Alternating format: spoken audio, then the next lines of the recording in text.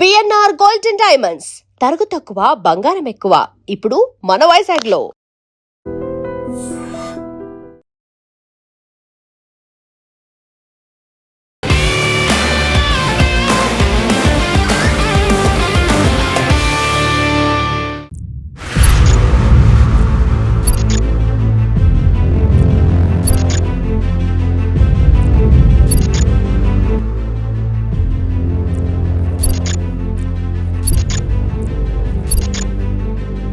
ఈ వారం మన guest one of the outstanding IFS officer, పేరు doctor Chaitan Reddy garu. 2019 batch deputy director, tiger project Nandyal. Nallamala start అయితే నంద్యాల వరకు ఆ ఫారెస్ట్ భయంకరమైన ఫారెస్ట్. ఇందులో పులులు ఉంటాయి, రెడ్ శాండిల్ ఉంటుంది, స్మగ్లర్స్ ఉంటారు. ఎంజాయ్ చేయాల్సినకైతే మంచి పోస్ట్, అది ప్రశాంతంగా ఉంటుంది. కానీ భయపడే వాళ్ళకి కూడా ఒక పోస్ట్ ఉంటుంది. ఇప్పుడు భయపడ్డారా లేదా ఎంజాయ్ చేశారా? బేసిక్గా థింగ్ ఏంటంటే మనం అనుకుంటామండి, మనం అడవిలో పోతున్నట్టే. సో మన కోసం కాచుకొని కూర్చుంటాయి ఈ పులులు, సింహాలు, ఎలుగు బంట్లు ఇవన్నీ అని. కుంకి ఏనుగులు ఎలా అడ్డుకుంటాయండి ఇన్ని ఎలుగులు ఉన్నప్పుడు? మదపుట ఏనుగు దానికి మస్తు కండిషన్ కానీ డిస్టర్బ్ అయినప్పుడు ఏమవుతుంది అంటే మనుషుల మీదకి అవి అటాక్ చేస్తుంటాయి, చంపేస్తాయి. అలాంటి ఏనుగులను వచ్చేసేసి కుంకి ఆపరేషన్స్ చేసి క్యాప్చర్ చేయడము. వచ్చిన వాళ్ళందరూ కూడా ప్యాకేజీలో సఫారీ మస్ట్ అంటారు కాబట్టి, సఫారీ ఎన్ని కిలోమీటర్స్ వెళ్తారు? ఫారెస్ట్ లో డీప్ ఫారెస్ట్ వెళ్తుంది. ఇక్కడ ఏమేమి కనిపిస్తుంది? కేవలం పులులు ఒకటైనా ఇంకేమైనా ఉంటాయి? ఇది 24 కిలోమీటర్ల సఫారీ ట్రాక్ అండి. ఈ చుట్టూ ఇదంతా కంప్లీట్ అవ్వడానికి దాదాపు 1.5 గంటల సమయం పడుతుంది. చాలా ప్రిస్టైన్ ఫారెస్ట్ మనకు కనిపిస్తుంది ఇక్కడ, నంద్యాల నుంచి గిద్దలూరు వరకు. ఈ ట్రాక్ ఏదైతే ఉందో ఆ రోజుల్లోనే బ్రిటిషర్లు దాదాపు 200 అడుగుల పిల్లర్లు లేపి ఇక్కడ బ్రిడ్జెస్ కట్టడం జరిగింది. బొబ్బిల్ రాజా సినిమా జరిగి ఉండొచ్చు, మేజర్ చంద్రకాంత్ షూటింగ్ అయి ఉండొచ్చు. బొబ్బిల్ రాజులో ట్రైన్ షార్ట్ ఫైటింగ్ ఉంటుంది.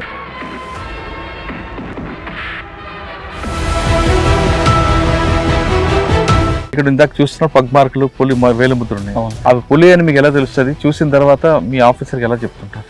ఇప్పుడు సైజ్ ఉంటుంది సార్, ఒకే సైజ్ ఉంటే టేబుల్లో left side right side 2 sides ఉంటాయి సార్. ఆ 2 సైడ్ ఒకే లాగా ఉంటే మేల్ సార్. అది లెఫ్ట్ సైడ్ కొంచెం తక్కువ వచ్చిందంటే ఫీమేల్ సార్.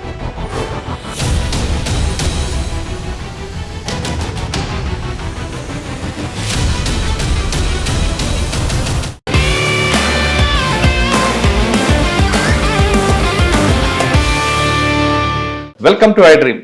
ఈ వారం మన guest one of the outstanding IFS officer, పేరు doctor Chaitan Reddy garu. 2019 batch deputy director, tiger project Nandyal. 2019లో డిపార్ట్మెంట్కి వచ్చిన చైతన్ గారు దశల వారీగా ఒక్కొక్క ప్రాంతంలో పనిచేస్తూ ప్రస్తుతం నంద్యాలలో పనిచేస్తున్నారు. నంద్యాల అనగానే నాగార్ సాగర్ శ్రీశైలం టైగర్ ప్రాజెక్ట్, ఇది దేశవ్యాప్తంగా పేరు పొందిన ప్రాజెక్ట్. ఇక్కడ గతంలో వేలాది పులులు ఉండేవి, ఇప్పుడు అది 10ల సంఖ్యలు ఇచ్చారు. కాయినా ఇక్కడ ఆ పులులు కాపాడడానికి ఏ విధంగా చేస్తున్నారు? ముఖ్యంగా ఎకో టూరిజంకి ఎక్కువ ప్రయారిటీ ఇస్తున్న చైతన్ రెడ్డి గారు శ్రీశైలంకి ఎందుకు రావాలి, శ్రీశైలం దర్శనం చేసుకున్న తర్వాత చాలా మంది పర్యాటకులు నంద్యాల రావాలి, నంద్యాల వచ్చిన తర్వాత ఎక్కడ ఉండాలి, ఇక్కడ ఎంటర్టైన్మెంట్ ఏ విధంగా ఉంటుంది, ఎడ్యుకేషన్ ఎలాగ వస్తుంది, కేవలం పులుల కోసమే కాదు ఇంకా మిగతా జంతువులు కూడా కనిపిస్తాయి అనే విషయాన్ని చైతన్ రెడ్డి గారితో, ఏ జంతువులు కనిపిస్తాయి, ఏ విధంగా ఉంటుంది అనే విషయాన్ని సార్ని అడిగేస్తాం. సార్ నమస్తే. నమస్కారం అండి. సార్, నంద్యాల భయంకరమైన ఫారెస్ట్ కంబైండ్ అయిపోయేటప్పుడు మన శ్రీశైలం నల్లమల స్టార్ట్ అయితే నంద్యాల వరకు ఆ ఫారెస్ట్ థిక్ ఫారెస్ట్. ఇందులో పులులు ఉంటాయి, రెడ్ శాండిల్ ఉంటుంది, స్మగ్లర్స్ ఉంటారు, గతంలో అన్నలు ఉండేవారు. ఇదంతా ఒక హోలిస్టిక్గా ఉండేది. ఇప్పుడు అది మన స్టేట్ డివైడ్ అయిన తర్వాత అమరాబాద్కి ఏ విధంగా అయితే ఉన్న పులుల సంఖ్య పెరిగిందో నంద్యాలకు ఉంది. అంటే నాగార్ సాగర్ శ్రీశైలం టైగర్ ప్రాజెక్ట్లో, టైగర్ రిజర్వ్ దీంట్లో ఎందుకు సేవ్ చేస్తున్నారు? పులుల్ని ఏ విధంగా అంటే ఉన్న సంఖ్యను పెరిచారా లేదా ఎంతవరకు పెరిగింది? మనకు మెయిన్ ఏపీ గవర్నమెంట్ కూడా టూరిజం మీద ఎక్కువ డెవలప్మెంట్ చేస్తుంది కాబట్టి ఎక్కువ టూరిజంకి ఇక్కడ తీసుకున్న ప్రోగ్రామ్స్ ఏంటి? ఈ ప్రశ్నకు సమాధానం చెప్పే ముందు doctor Chaitan Reddy garu IFS by ఛాన్సా బై చాయిస్? బై చాయిసేనండి. సో నేను యాక్చువల్గా BITS Pilani graduate. So engineering graduation అయిపోయిన తర్వాత వర్కింగ్ ఇన్ ఆర్కల్ హైదరాబాద్లో చదువుతూ. అది లక్షల జీతాలు కాదు, ఎందుకు వచ్చారు? లక్షల జీతాలు ఉన్నప్పుడు కూడా, బట్ సంహౌ అంటే చిన్నప్పటి నుంచి కూడా సర్వీస్ చేయాలి, ఒక మోటో ఆస్పెక్ట్ ఉన్నింది. అంటే ప్రజలు ఎవరికైనా కూడా హెల్ప్ చేయాలి, లేకపోతే వాళ్ళ జీవన విధాలు పెరూపొందించాలి, సో ఆ టీమ్స్ చిన్నప్పటి నుంచి కూడా ఉన్నింది, బట్ అది ఎప్పుడు కూడా రిలీజ్ కాలేదు. బట్ ఎప్పుడైతే ఆర్కల్లో పనిచేస్తున్నప్పుడు ఈ prime ministers rural development fellowship అనేది ఒక స్కీమ్ సెంట్రల్ గవర్నమెంట్ వారు ప్రవేశపెట్టారు. దానిలో ఏంటి అంటే ఎగ్జామ్ క్వాలిఫై అయ్యి తర్వాత దాన్ని ప్రొసీజర్ అంతా సెలెక్ట్ అయిన తర్వాత మనము ట్రైబల్ ఏరియాస్లో ఎస్పెషల్లీ అప్పుడు పశుపతి నుంచి తిరుపతి వరకు నక్సలిజం ఉందని చెప్పేసి రెడ్ కారిడార్ అనేవాళ్ళు 2014 కన్నా ముందు. ఆ రెడ్ కారిడార్లో ఆ మల్టీప్రాంగ్ అప్రోచ్ ఏదైతే 5 ప్రాంగ్ అప్రోచ్ అనేది తీసుకొచ్చారు గవర్నమెంట్, దానిలో one of the aspect is development aspect. ఆ ఆస్పెక్ట్లో పిఎంఆర్డిఎఫ్ అనే దానిలో ఆ భాగంగా పడ్డప్పుడు I wanted to give a try. ఒక సరదాగా వెళ్ళి రాసాము, సెలెక్ట్ అయ్యాము. దెన్ అది అప్పటి నుంచి కూడా వన్స్ ఐ జాయిన్ దేర్ నేను భద్రాచలంలో పనిచేశాను almost 3 years as a fellow. అక్కడ ఉన్న PYTDAకి హెల్ప్ ఒక ఆసరాగా ఉంటూ. IFS అయిన తర్వాత లేదండి, అంతకు ముందు. అచ్చా. ఇది అంతా 2014 నుంచి స్టార్ట్ అయిందండి. సో 2014 నుంచినే అక్కడ PYTDA భద్రాచలంలో పనిచేస్తూ అక్కడ గిరిజనుల యొక్క స్థితిగతులు చూస్తూ తర్వాత అక్కడ ఫారెస్ట్ రైట్స్ మీద పనిచేస్తూ అక్కడ అంటే ముందు నుంచి కూడా మనకున్న అభిప్రాయం ఏంటి అంటే మేజర్ ఈ యూనిఫామ్ డిపార్ట్మెంట్స్ ఏవైతే ఈ పోలీస్ కానీ తర్వాత ఫారెస్ట్ డిపార్ట్మెంట్ కానీ దే ఆర్ అప్రెసివ్ డిపార్ట్మెంట్స్ అని, లేకపోతే they are not so people friendly అని చెప్పేసి ఒక ముద్ర ఉన్నింది. అది ఇప్పుడు కూడా కొంతవరకు ఉండే ఉంటుంది. సో దెన్ PYTDలో ఉంటూ we fought with the forest department. ఈ ట్రైబల్స్కి ఫారెస్ట్ రైట్స్ ఇవ్వాలి, ఖచ్చితంగా ఇలా చేయాలని చెప్పేసి. సో అప్పుడు హ్యావ్ ఫారెస్ట్ డిపార్ట్మెంట్ IFS ఆఫీసర్స్తో నాకు పరిచయం ఏర్పడ్డాము. తర్వాత అక్కడున్న PYTDA కూడా IAS ఆఫీసర్ అవ్వడము. సో ఈ సివిల్ సర్వీసెస్లోకి రావడానికి సో నాకు అప్పటి వరకు ఉన్న ఒక ఆలోచన అనేది చాలా బలపడింది. సో అప్పటి నుంచి దాన్ని ఇంకా ముందు తీసుకెళ్ళి ప్రిపేర్ అయ్యి సో ఎగ్జామ్ రాయడము, ఇంటర్వ్యూకి వెళ్ళడము, మళ్ళీ పడడము, మళ్ళీ అలా నా డైరెక్ట్గా IFS కోసం ట్రై చేశారా లేదా మీరు IAS IPS కోసం ట్రై చేసి రాకపోతే ఇట్లా వచ్చారా? సివిల్స్ కూడా వచ్చిందండి. సివిల్స్ లో కూడా I got 250 ర్యాంక్ వచ్చింది ఆ same year, just 1-2 years back. So 250 rank వచ్చింది, తర్వాత IFS వచ్చింది. సో దాంతో పోల్చుకుంటే I thought IFS is more meaningful అనిపించింది. అందుకు ఆ సివిల్స్ ర్యాంక్ కూడా వదులుకొని IFSలో ఉండడం జరిగిందండి. సార్ IFS ర్యాంక్ వచ్చిన తర్వాత ట్రైనింగ్ పీరియడ్ మన మిగతా విషయం ముందు అసలు మీ నేటివ్ ప్లేస్ ఎక్కడ, మమ్మీ డాడీ ఏం చేస్తారు, ఫాదర్ మదర్? మాది దిగోగంగంపల్లి గ్రామం అండి. అది ఇంతకుముందు అవిభాజ్య అనంతపురం డిస్టిక్లో ఉన్నింది. ఇప్పుడు పుట్టపర్తి సత్యసాయి జిల్లాలో ఉంది. సో మాది కూడా ఏమి అంటే ఒక మారుమూలగా కుగ్రామమే. తర్వాత మా నాన్న పనిచేసేది కొండకమర్ల, దాదాపు 29 years ఆయన స్కూల్ టీచర్గా పనిచేశారు. స్కూల్ టీచర్గా పనిచేసి సో మా ఊరు దిగోగంగంపల్లి అయితే మా నాన్న పనిచేసే ఊరు కొండకమర్ల అనమాట. సో ఆల్ ద టైమ్ మేము మా నాన్న పనిచేసే ఊరికి మా సొంత ఊరికి వెళ్ళాలి అంటే అడవి గుండా వెళ్ళే వాళ్ళం అనమాట. సో అది కూడా వన్ ఆఫ్ ద రీజన్ అడవి మీద అభిమానానికి అనుకోండచ్చు. సో ఇదంతా కూడా ఫ్యాక్షన్ ఏరియా కదండి, వర్ష పడితే కానీ పంటను పొలాలు అక్కడ ఉంటాయి. అసలు ఆ డ్రై దీంట్లో ఎలా ఉండేవారండి అప్పట్లో? సో ఫ్యాక్షనిజం అనేది ఇట్స్ ఎ రియాలిటీ. ఈవెన్ మా గ్రౌండ్లో కూడా కొన్ని ఫ్యాక్షన్ హత్యలు జరిగాయి. మా బంధువులు వాళ్ళందరూ కూడా ఉండుంటారు. పక్కన ముదుగొబ్బ ఉంది, అక్కడ కూడా ఉంటుంది ధర్మవరం. అవునవును. సో ఓవర్ ద పీరియడ్ ఏమైంది అంటే ఈ ఫ్యాక్షన్ గురించి అక్కడ పంటలు పండకపోవడము, సో చదువును అనేది ఒక ఆసరాగా మా వాళ్ళందరూ కూడా భావించారు. సో అందుకే ప్రతి ఇంట్లో కూడా చాలామంది పిల్లల్ని చదివించడము, అక్కడ నుంచి అనంతపూర్ టౌన్కి పంపించడము. సో అక్కడ వాళ్ళకి ఎంతో వాళ్ళు తినేది కొంచెమైనా కూడా వాళ్ళ పిల్లలు చదువుకుంటే చాలు, వాళ్ళు కొంచెం ముందుకు పోతారు, ముందుకు పోయి కొంచెం డబ్బు సంపాదించుకొని అలా అంటే బ్యాక్ మళ్ళీ ఊరికి చుట్టపు చూపుగానే రావాలి తప్ప ఇక్కడ ఉండడానికి కాకుండా వాళ్ళు ముందుకు పోవాలని చెప్పేసి ఆలోచన చాలా మందిలో ఉంది. ఎందుకంటే ఇప్పుడు చూడండి, మా ఏరియా అనేది it's a rain shadow reason. So దాదాపు 60 సెంటీమీటర్ల వర్షపాతం తప్ప ఎక్కువ పండదు. ఆ తర్వాత ప్రతిసారి కూడా మేము వర్షం కోసము వర్షాధార పంటలే పండిస్తాం. మ్యాక్సిమం శనక్కాయ వేస్తాం, గ్రౌండ్ నట్ వేస్తాం. సో తోటండి, చీనీ తోటలు అవన్నీ కూడా ఇప్పుడు తాడిపత్రి ఆ ఏరియాలో ఉంటాయి. మీకు చెనక్కాయ ఇప్పుడు మనం చూసినట్టయితే అనంతపురం జిల్లాలో మ్యాక్సిమం అండర్ డెవలప్డ్ ఇంకా Anantapur is under developed area అనుకుందాం అనుకోండి. దానిలో కూడా ఇంకా అండర్ డెవలప్డ్ ఏరియా ఏంటి అంటే ఈ సత్యసాయి జిల్లా. అవును. ఈ సత్యసాయి జిల్లాలోని కదిరి ఏరియా, ఆ తర్వాత గోరెంట్ల మండలము, తర్వాత చిలమత్తూరు, లేకపోతే ఇటుపడక తలపులు కానీ, నల్ల చెరువు కానీ, ఏ ఏరియా తీసుకున్నా కూడా సో అవన్నీ కూడా చాలా వరకు వర్షాభావ పరిస్థితులు ఉన్న ఏరియా కాబట్టి అండర్ డెవలప్మెంట్ ఉంది అక్కడ. సో వాళ్ళందరికీ ఏంటి అంటే చదువు ఒక్కటే, సో చదువుకుంటే వాళ్ళు ముందుకు పోయే పరిస్థితి ఉన్నది అనమాట. సో అందుకే ఇప్పుడు చూసినట్టయితే చాలామంది మంచి చదువులు చదువుకున్నారు, అంటే కష్టపడే తత్వం చాలా ఎక్కువ ఉందండి. మనం అనుకోవచ్చు సో రైతులు కష్టపడతారని చెప్పేసి. ఫర్ ఎగ్జాంపుల్ ఇప్పుడు కాలువల ద్వారా నీళ్ళు వచ్చి మనము వరి నాటడం అనేది అదే కష్టం అనుకుంటే, వర్షాలు లేని చోట మనము చెనిక్కాయలు వేసి వర్షం కోసము డ్రిప్ సిస్టమ్ ఏమైనా పెట్టుకొని ఆ కుండల్లో తీసుకెళ్ళి నీళ్ళు ఆ పిల్లలు సాకినట్టు సాకి ఆ పడే రైతు ఇంకెంత కష్టపడుతుంటాడు చెప్పండి. సో అంత కష్టపడ్డ రైతు కుటుంబాలు ఉన్నాయి కాబట్టి వాళ్ళకి మిగతా జీవితం అనేది ఒక ఛాలెంజ్ లాగా ఉంటుంది. కానీ ఇప్పుడు కూడా బాగా డెవలప్ అయినట్లుంది కదండి. Development in the sense it's all relative. అంటే ముందుతో పోల్చుకుంటే చాలా వరకు మనము పరిస్థితులు మెరుగుపడ్డాయి, కానీ ఇంకా చాలా ఇంప్రూవ్ అవ్వాల్సిన అవసరం ఉంది. సో ఇప్పటికి కూడా దాదాపు 80% మంది అగ్రికల్చర్ డిపెండెంటే ఉన్నారు అక్కడ అంతా కూడా. అంటే ఇప్పుడు కమర్షియల్ క్రాప్ కూడా వచ్చింది కదండి. కమర్షియల్ క్రాప్స్ చేస్తున్నారండి చాలా వరకు. అంటే ఈ డ్రాగన్ ఫ్రూట్ కానీ, తర్వాత దానిమ్మ కానీ, హార్టికల్చర్ అంతా కూడా ఎక్కువ ఇంప్రూవ్ చేస్తున్నారు. సో కొంతవరకు మెరుగైన పరిస్థితులు ఉన్నాయి. అది రైస్ కాకుండా ఇంకా వేరేవి కూడా చేస్తున్నట్లున్నారు. అవునవునవును. సబ్జలు అవన్నీ. అవును, ఇప్పుడు ఈ మిల్లెట్స్ ఇవన్నీ ఉన్నాయి కదా, అవన్నీ చేస్తున్నారు. ఇంటర్మీడియట్ వరకు అక్కడే ఉన్నారు అనంతపురం. నేను 10th క్లాస్ వరకు అనంతపురం అండి. తర్వాత ఇంటర్మీడియట్ 2 years చైతన్య నారాయణ ఈ కార్పొరేట్ విద్యా సంస్థల్లో ఏదో చదివాము. సో తర్వాత బిట్స్ పిలానీలో సీట్ వచ్చింది. సో అక్కడ నుంచి దెన్ గ్రాడ్యుయేషన్ అవ్వడము, తర్వాత పిఎంఆర్డిఎఫ్, ఆర్కిల్ జాబ్, ఇట్లా ఇలా సాగింది. సార్ ఐఎఫ్ఎస్ తీసుకున్నారు. First training Dehradun. Yes. Train అవుతున్న తర్వాత మీకు కేడర్ అలాట్మెంట్ ఇక్కడికి వచ్చిందా? అవునండి, అవును. ఏపీలో ఫస్ట్ ఎక్కడ సార్? ఏపీలో ఫస్ట్ ఆఫీసర్గా ఎక్కడ స్టార్ట్ చేశారు? సో ఐఎఫ్ఎస్ ట్రైనింగ్ అనేది దాదాపు 16 నెలలు ఉంటుందండి. సో మా ట్రైనింగ్ అనేది ఇందిరాగాంధీ నేషనల్ ఫారెస్ట్ అకాడమీలో చేస్తారు. సో అది డెహ్రాడూన్లో ఫారెస్ట్ రీసెర్చ్ ఇన్స్టిట్యూట్ అనే ఒక పెద్ద క్యాంపస్ ఉంటుంది, 1500 ఎకరాల క్యాంపస్. బాగుంటుంది. అది చాలా బాగుంటుందండి.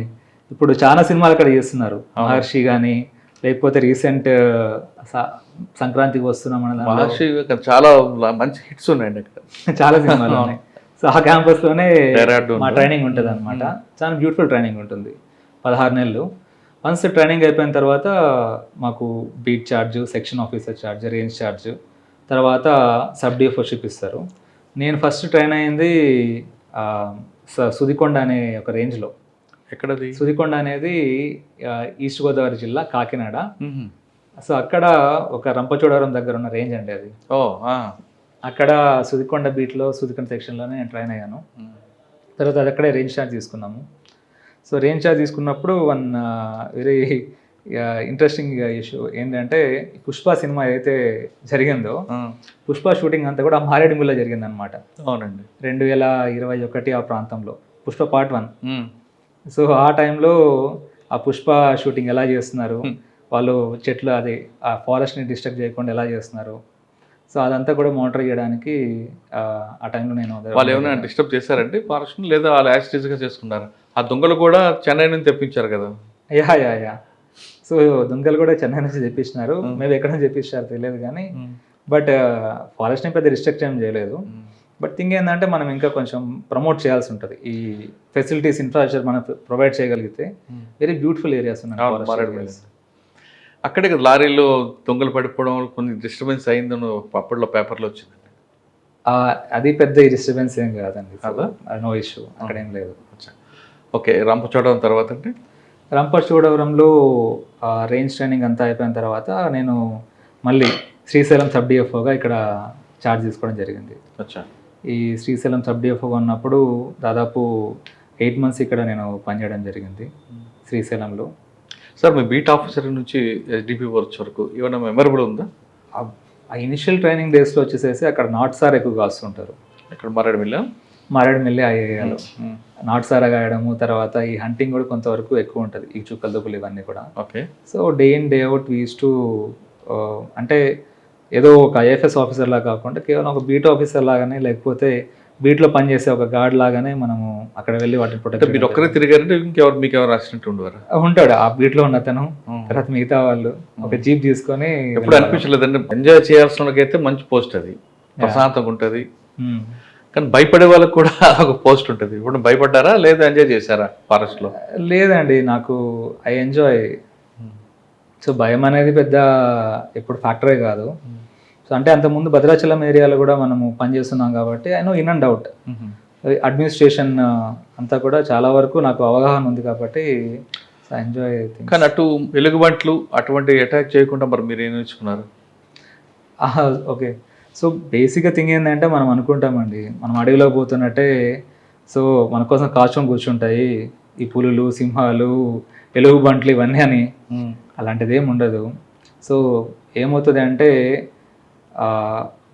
మనకి వాటిని చూసి ఎంత భయమో, అవి అరే పోరా బాబు ఈ మనుషుల్ని మనం అవాయిడ్ చేద్దామని చెప్పేసి మనం చూసిన వెంటనే అవి వెళ్ళిపోతాయి.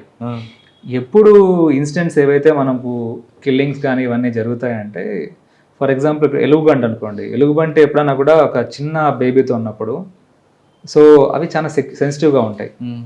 సో ఆ టైంలో మనం వెళ్ళడము, వాటి విసినిటీలో ఉండడం ఏమవుతాయంటే మరి మనం థ్రెట్గా చూస్తాయి. చూసినప్పుడు అవి వెళ్ళి ఆ థ్రెట్ని నివారించడానికి మనం వెళ్ళి అవి అటాక్ చేస్తాయి.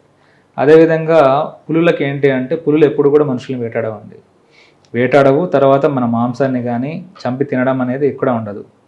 సో మ్యాన్ ఈటర్స్ ఇవన్నీ ఏంటి అంటే 10 ఏళ్ళ తర్వాత ఆ పులులు ఎప్పుడైతే బక్కచిక్కిపోయి ఉంటాయో, మ్యాన్ ఈజ్ ద ఈజియెస్ట్ ప్రే. మనం మిగతా వన్యప్రాణులాగా మనం పరిగెత్తలేము. సో ఏవైతే ఉంటాయో మనుషుల్ని అటాక్ చేస్తాయి, అప్పుడు తింటాయి. అది that's rarest of the rare case. కానీ చాలా వరకు మనం అడవిలో పోయినప్పుడు కానీ ఏవైనా కానీ ఈ వైల్డ్ యానిమల్స్ అనేటువంటివి మనల్ని అవాయిడ్ చేస్తాయి. సో కాబట్టి వాటి వల్ల వెరీ మినిమం అండి the number of deaths that happen due to wild attacks on forest officials చాలా తక్కువ. ఓకే, మీరు శ్రీశైలం వచ్చారు, ఇక్కడ ఏం నేర్చుకున్నారు?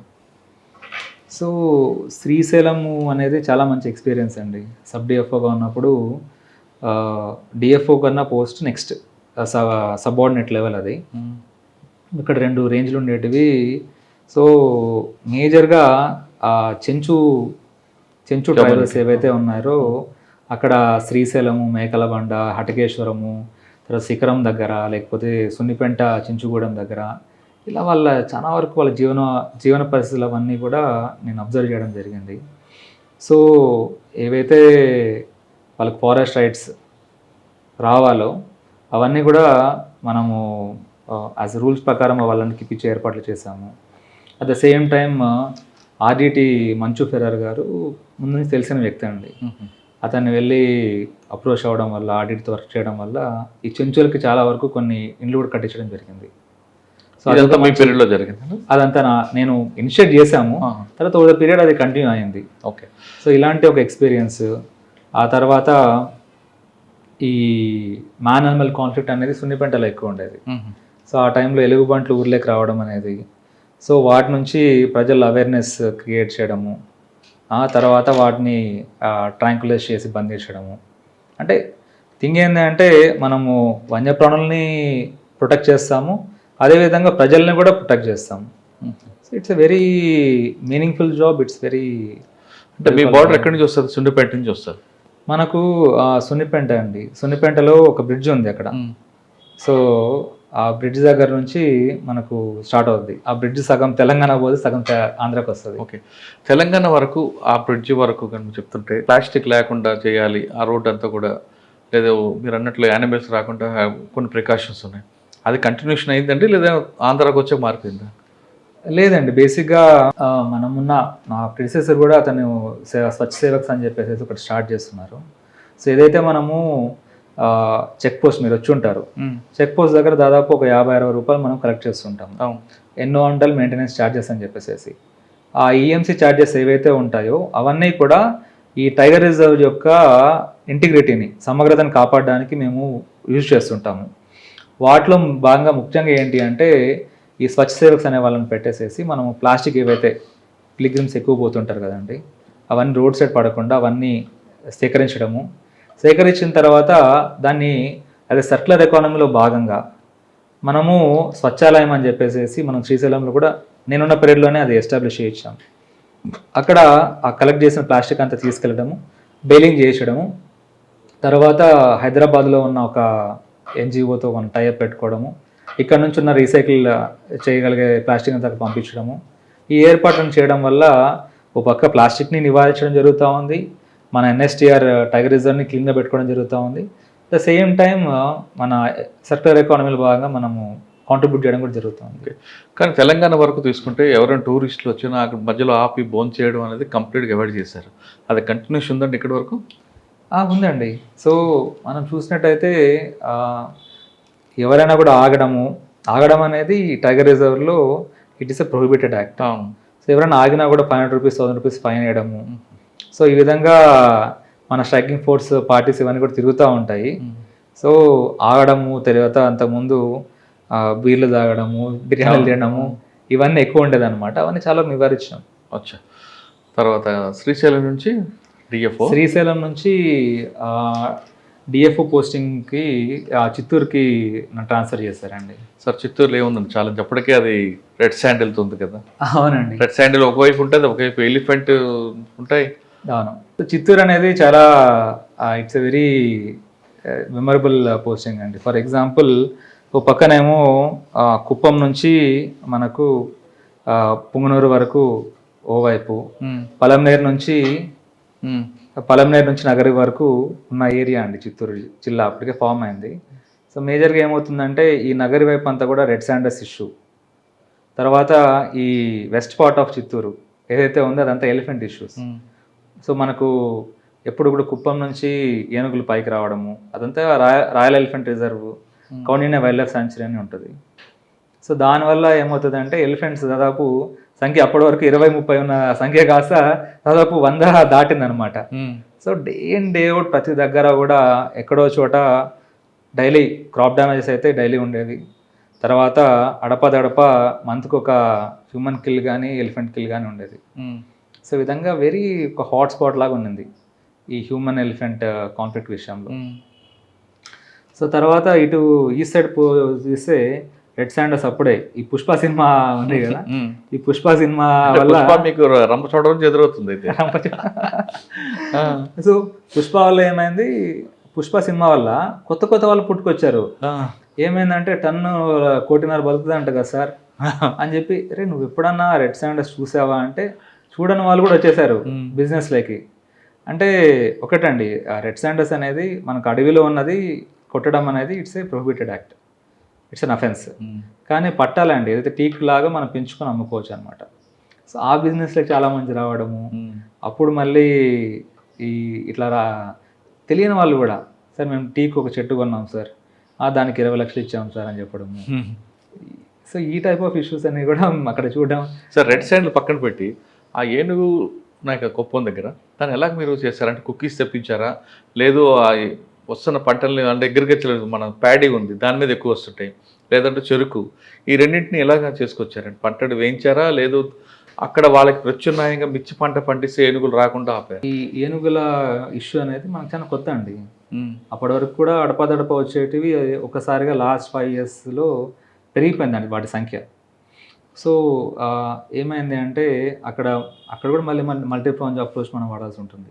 ఓ పక్కన ఏనుగులు రాకుండా ట్రెంచులు తవ్వించడము, ఈ ఎలిఫెంట్ ప్రూఫ్ ట్రెంచెస్, తర్వాత టెంటికల్ హ్యాంగింగ్ ఫెన్సెస్ అని చెప్పేసి కొత్త రకం ఫెన్సెస్, అవన్నీ కూడా అడవి చుట్టూతా పొలాల చుట్టూతా వేయడము. అదేవిధంగా ఏ రోజు జరిగితే క్రాప్ కాంపెన్సేషను ఇమ్మీడియట్గా రెస్పాండ్ అవ్వడము, వాళ్ళకి ఆ రైతులకి వాళ్ళందరికీ కూడా స్వాంతన చేకూర్చడం, ఇమ్మీడియట్ ఇవ్వడం. ఎవరైనా కానీ హ్యూమన్ డెత్ అయింది అనుకోండి, సో హ్యూమన్ డెత్ అయిన వెంటనే ఫస్ట్ బ్లాంక్ చెక్ రాసుకొని వెళ్ళేటోని. సో వెళ్ళి అక్కడ వాళ్ళ పేరు, ఎవరి పేరు పెట్టాలి ఏందని చెప్పేసి వాళ్ళ పేరు రాసి అప్పుడు ఇమీడియట్ చేసేటోని. అంటే నాట్ దట్ మనము ప్రాణాన్ని మనం తిరిగి తీసుకురాలేము, కానీ ఏంటంటే కొంత స్వాంతన చేకూర్చడం అనే ఆస్పెక్ట్ చేయడం. ద సేమ్ టైం ఇంకొకటి ఏంటంటే కుంకి ఆపరేషన్స్. ఎప్పుడైతే మనము ఎలిఫెంట్స్, ఒక ఎలిఫెంట్ ఏదైనా కానీ రోగ్ ఎలిఫెంట్ అవుతుందండి, మదపుట ఏనుగు, దానికి మస్తు కండిషన్ కానీ డిస్టర్బ్ అయినప్పుడు ఏమవుతుంది అంటే మనుషుల మీదకి అవి అటాక్ చేస్తుంటాయి, చంపేస్తాయి. అసలు కొన్ని డెత్స్ ఎలా ఉంటాయి అంటే చాలా భయంకరంగా ఉంటాయి, ఒక మనిషిని ఇంతగా చంపుతారని చెప్పేసి విధంగా ఉంటాయి. సో అలాంటి ఏనుగులను వచ్చేసేసి కుంకి ఆపరేషన్స్ చేసి క్యాప్చర్ చేయడము, ఇలాంటివన్నీ కూడా మనము చేసాము. అట్ ద సేమ్ టైం అప్పటికి చిత్తూరు జిల్లాలో 2 కుంకి ఏనుగులు ఉండేటువంటి, జయంత్ అండ్ వినాయక్ అని చెప్పేసి. సో అవి సరిపోవు ఈ కుంకి ఆపరేషన్ చేయడానికి, కనీసం ఒక 4-5 ఏనుగులు ఉండాలి. సో అని చెప్పేసి వన్స్ నేను డిఎఫ్ఓగా ఉన్నప్పుడే కాన్సెప్ట్ నోట్స్ ఇవన్నీ కూడా తయారు చేయడం జరిగింది. ఆ ఎలిఫెంట్ క్యాంప్కి కావాల్సిన ప్లాన్స్ తయారు చేయడం జరిగింది.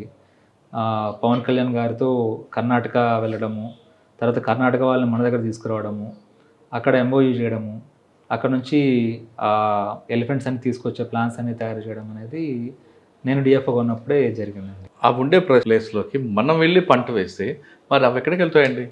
అదే కదండి ఇప్పుడు. కాదు, వాటి ఉన్న ప్లేస్ అది. అక్కడికి వెళ్ళి మనం వ్యవసాయం చేస్తాం, మన ల్యాండ్ అంతా నాదే అంటే మరి వాటికి ఉండాలి కదా. అందుకే వీళ్ళు అటు పోకుండా వీళ్ళు పబ్లిక్కే చేయొచ్చు కదండి.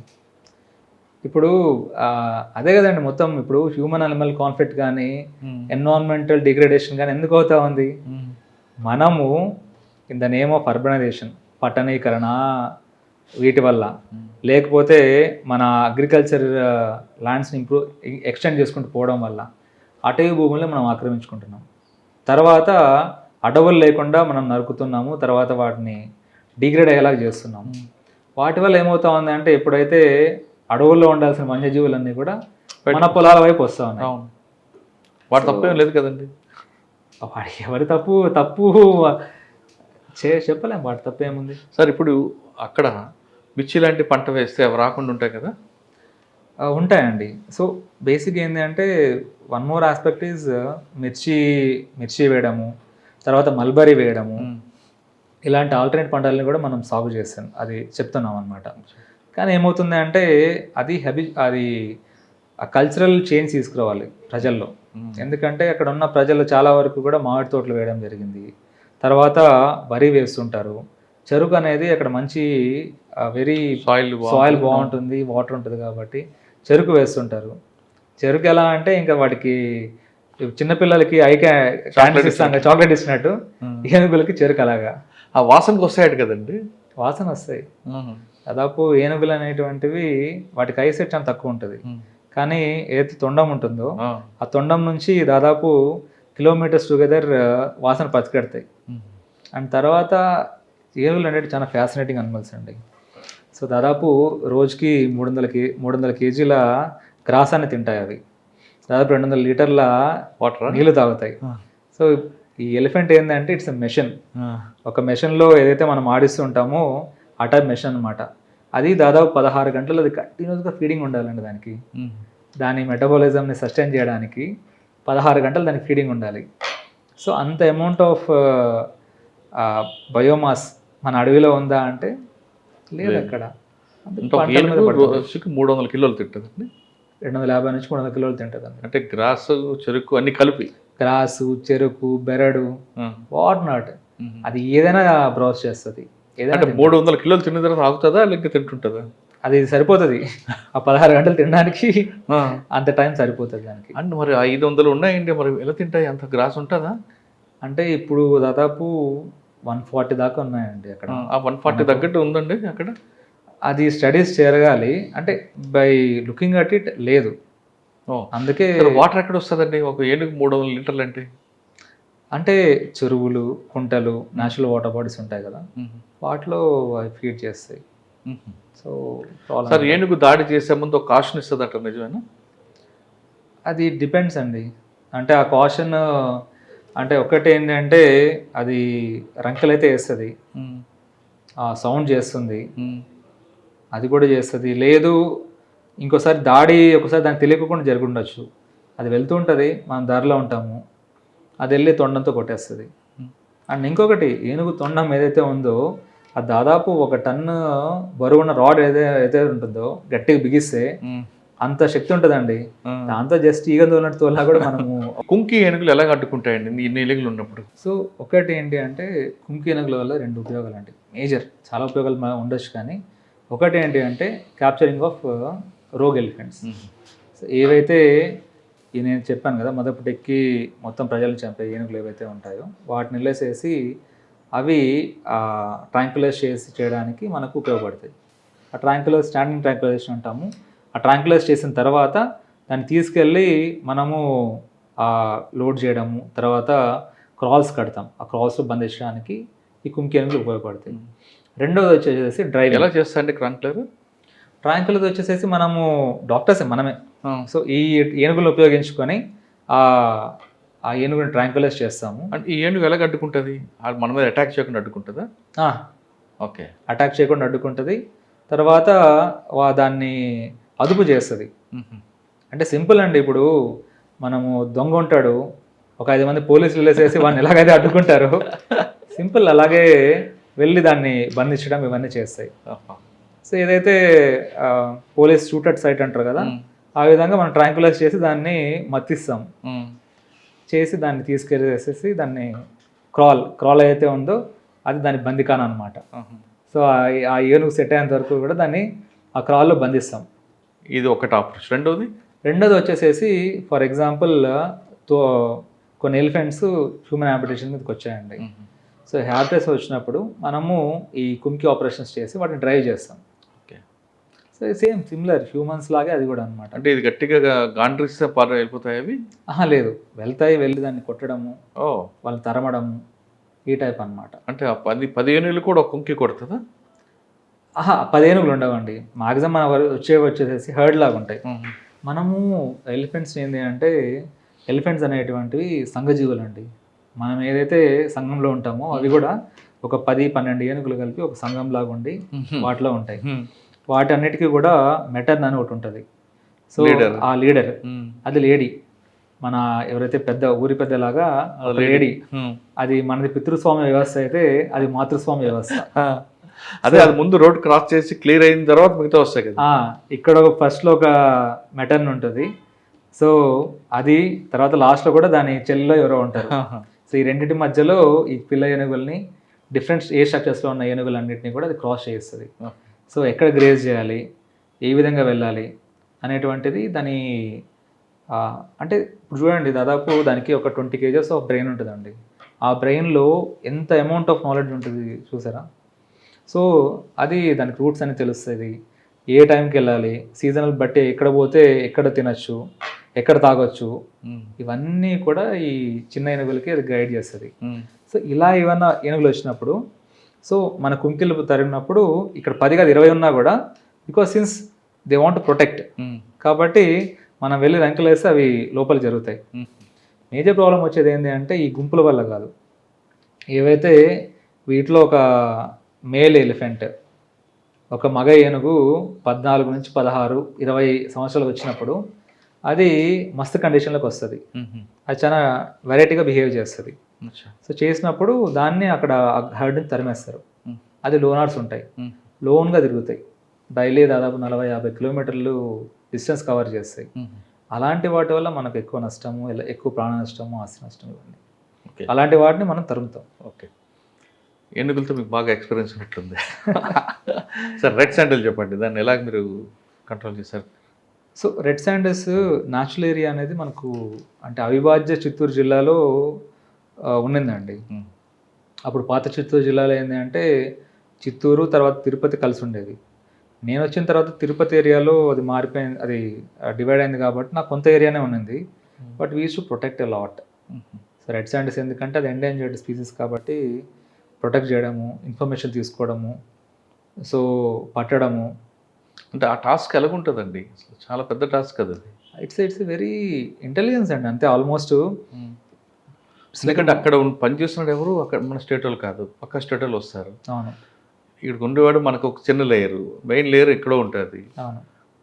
మరి ఆ ఇంటెలిజెన్స్ ఎలాగ వస్తుందండి? సో సీసీ కెమెరాలు పెట్టారా, లేదంటే ఆ వాళ్ళలోనే మీరు ఇంటెలిజెన్స్ పెట్టుకుని వచ్చారా? వేరియస్ ఆస్పెక్ట్లో చేసామండి. ఒకటి ఏంటి అంటే ఇంటెలిజెన్స్ గ్యాదరింగ్.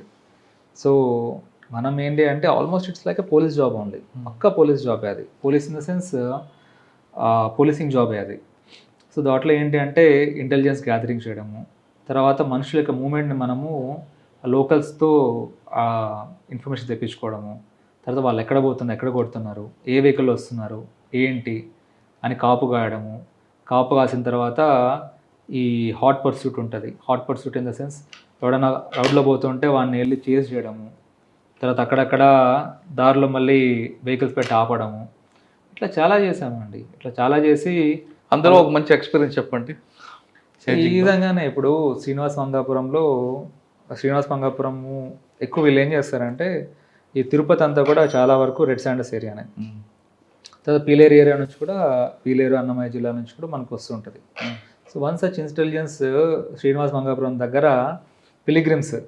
సో పిలిగ్రిమ్స్ ఎలాగైతే వస్తారో వాళ్ళు ఒక 40 వెహికల్స్ ఉంటాయి కదండి, వాటిలో వెహికల్లో రెడ్ శాండర్స్ పెట్టేశారు అనేది ఇన్ఫర్మేషన్.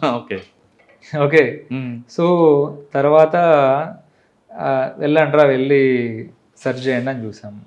చూసిన తర్వాత అక్కడ 40 వెహికల్స్లో ఏపీ మనకు అనుమానం రాని వెహికల్స్ అనేవి పర్వాలేదు, అనుమానం వచ్చి 4 వెహికల్స్ పెట్టాము. పెట్టిన తర్వాత వాటిలో ఒక వెహికల్ వచ్చేసేసి సెర్చ్ చేసాము. సెర్చ్ చేసి అది తమిళనాడులో స్కూటర్ నెంబర్ అది. సో ఇంకా పట్టుకోవడానికి మన వాళ్ళు ఇంకా సమాయత్తం అయిపోయారు. అప్పుడు వాడు స్టార్ట్ చేశాడు బండిని స్టార్ట్ చేసి శ్రీనివాస్ మంగాపురం నుంచి హైవే ఎక్కేసేసి వాడు he's on the Bengaluru way. So Bengaluru way పోతున్నప్పుడు ప్రతి ఒక్క చోట రేంజర్స్ అందరినీ కూడా సమాయత్తం చేయడము. ఒకడు వెనకలను తరుముతూ ఉంటాడు, ఇంకా పక్క నుంచి గుద్దుతూ ఉంటాడు. సో ఆ హైవేలోనే వాడు మళ్ళీ ఇంకా ట్రాక్ తప్పుతాడు. సో వాడు ఎటు పోయాడో తెలియదు. మళ్ళీ ఇంకో పర్సన్ ఆ ఏరియాలో తెలిసిన వాడిని బైక్లో పంపించడము, లేకపోతే కార్లో పంపించడము. సో చివరికి ఏమైంది అంటే వెహికల్తో మన వెహికల్స్ గుద్దేసేసి వాటిని నిలువరించడం జరిగింది. చేస్తే 3లో 2 పారిపోయినారు. మన దగ్గర స్టాఫా ఎటు పోవాలో తెలియకోకుండా వాళ్ళు కూడా వెంటబడ్డారు. చివరికి 2 బంధించాము. 2 బంధించి లాక్స్ తీసుకొచ్చి మళ్ళీ ప్రెస్ స్టేట్మెంట్ ఇదంతా ఇచ్చాము. మెటీరియల్ దొరికిందండి? మెటీరియల్ దొరికింది, మనిషి దొరికాడు. సో అంత తిరువണ്ണామలై ఏరియా నుంచి వచ్చిన వాళ్ళు. సో అక్కడున్న ఏరియాస్ ఇది కొంచెం డీప్గా ఆలోచిస్తే ఏంటంటే అండి, ఇది they have that culture of cutting forest కొన్ని ఏరియాస్లో. ఇప్పుడు వీరప్పన్ ఎప్పుడైతే చందనం స్మగ్లింగ్ చేశాడో, సో వీరప్పన్ చనిపోయిన తర్వాత వీళ్ళందరికీ కూడా జాబ్లెస్ అయిపోయారు. సో ఇలాంటి వాళ్ళకి ఏదైతే ట్రెడిషనల్ వృత్తులు ఉన్నాయో కొంతమంది వాళ్ళు రెడ్ శాండర్స్ వాళ్ళు ఉపయోగించుకుంటున్నారు. సో అంతా ప్రతి ఒక్కటి కనెక్టెడ్. సో చిత్తూరు తర్వాత ఎక్కడికి వచ్చారండి? చిత్తూరు తర్వాత DCF IT, okay, so head ఆఫీస్లో IT సెల్కి ఇన్ఛార్జ్గా చేశానండి. ఏముంటుందండి అక్కడ మీ జాబ్ వర్క్? సో మేజర్గా ఏంటి అంటే మన స్టేట్లో ఫారెస్ట్ డిపార్ట్మెంట్ యొక్క IT అవసరాలు, వెబ్సైట్ కావచ్చు, అప్లికేషన్స్ కావచ్చు, ఇవన్నీ కూడా మనము తయారు చేయడము. తర్వాత అక్కడ PCF గారికి సపోర్టివ్గా ఉండడము. సో ఆయన మేజర్గా ఈ CM రివ్యూస్కి మీటింగ్స్కి వెళ్తుంటారు. సో కలెక్షన్ ఆఫ్ డేటా, ఆయన లైఫ్ని యూజ్ చేయడానికి ఏవైతే అప్లికేషన్స్ తయారు చేయాలో అవన్నీ చేస్తున్నామండి. అక్కడ నుండి అక్కడ నుంచి మళ్ళీ నంద్యాలకు, నంద్యాల డిప్యూటీ డైరెక్టర్. ఎస్. ప్రస్తుతం చేతన్ రెడ్డి గారు చిత్తూరు నుంచి హెడ్ ఆఫీస్ నుంచి నంద్యాల వచ్చారు. ఇప్పుడు నంద్యాలలో డిప్యూటీ డైరెక్టర్ ఉన్నారు. నంద్యాల ఫారెస్ట్లోకి వెళ్ళి ఇక్కడ చేస్తున్న ఇంప్లిమెంట్స్ ఏమున్నాయి, ఎక్కువ టూరిజం ఏ విధంగా డెవలప్ అవుతుంది, టైగర్ని ఎలా క్యాప్చర్ చేస్తుంటారనే విషయాన్ని ఫారెస్ట్లోకి తెలుసు. నంద్యాల జిల్లా పచ్చాల క్యాంప్ దగ్గర ఉన్నాం. ఇది Nagarjuna Sagar tiger reserve project. ఈ ప్రాజెక్ట్ రావాలంటే 2 రూట్లు కనిపిస్తుంటాయి. ఇటువైపు నుంచి వస్తుంటే మనకి నంద్యాల నుంచి 30 కిలోమీటర్స్ వస్తుంది. ఇటు ప్రకాశం జిల్లా నుంచి గిద్దలూరు నుంచి కూడా రావచ్చు. ఇక్కడ నుంచి అయితే 40 కిలోమీటర్స్ వస్తుంది. ఇది బేస్ క్యాంప్ కనిపిస్తుంది, మంచి కాటేజీలు ఉంటాయి. ఇక్కడికి రావాలనుకున్న వాళ్ళు ఈ 2 మార్గాల్లో వచ్చిన తర్వాత ఇప్పుడు మనం చూస్తున్నాం ఇది నల్లమల జంగిల్ క్యాంప్. ఈ జంగిల్ క్యాంప్లో కాటేజెస్ ఉంటాయి, మనకి ఏవైనా ఎంజాయ్మెంట్ చేయొచ్చు. అదేవిధంగా ఎక్కువ టూరిజం అనేది ఇక్కడే ప్రారంభమవుతుంది. ఇక్కడికి వచ్చిన తర్వాత ఇక్కడ స్టే చేసిన తర్వాత ఇక్కడ చెంచులతో వండిన వంటకాలు మాత్రమే పెడతారు. దాంతోపాటు ఇక్కడ నుంచి సఫారీ క్యాంప్ బయలుదేరుతుంది. ఈ సఫారీ క్యాంప్ వాళ్ళు ఫారెస్ట్లోకి వెళ్ళి దాదాపు 1 అవర్ మనకు తిప్పిన తర్వాత మళ్ళీ ఇక్కడికే తీసుకొస్తారు. అంటే దాదాపు ఫారెస్ట్లోకి వెళ్ళిన తర్వాత ఒక ప్రాంతం వరకు 1 అవర్ అవుతుంది. మొత్తం కంప్లీట్గా బేస్ క్యాంప్ చూసుకొని రావడానికి 2 గంటలు పడుతుంది. ఈ 2 గంటల్లో మనం అడవిలో అందాలన్నీ చూడొచ్చు. వీలైతే మనకి పులులు కూడా కనిపిస్తాయి. పులులు కనబడలేదు కదా అని నిరుత్సాహం పడకుండా ఇక్కడ రకరకాల పక్షులు ఉంటాయి, బటర్ఫ్లై ఉంటాయి. అంతేకాకుండా ఇక్కడ టూరిజం, అదేవిధంగా ఆయుర్వేదిక్ సంబంధించిన అన్ని, ప్రకృతికి సంబంధించిన మంచి వాసన కూడా వస్తుంది.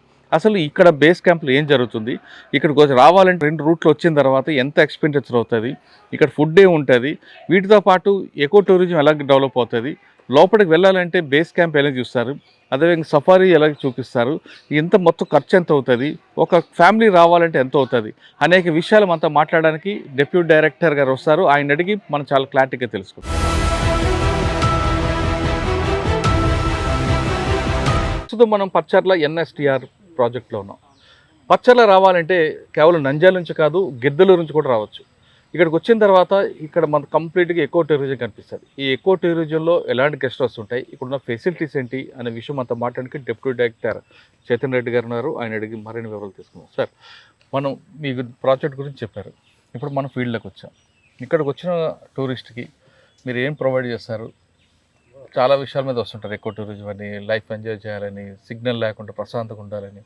పర్టికులర్గా ప్రకృతి ప్రేమికులు వచ్చే పచ్చర్లకి మీరు ఇచ్చే ఫెసిలిటీస్ ఏంటి? అది కాస్ట్ ఆఫ్ లివింగ్ ఉంటుందా, లేదు మరి హెవీ బడ్జెట్లో ఉంటుంది? లేదండి, ఇప్పుడు మీరు చూస్తున్నారు పచ్చర్ల ఇది CBT, community based eco tourism. ఇక్కడ ఏమవుతుందంటే దాదాపు ఇక్కడ పనిచేసే వాళ్ళు కూడా లోకల్ ఫారెస్ట్ డిపెండెంట్ కమ్యూనిటీస్ అనమాట.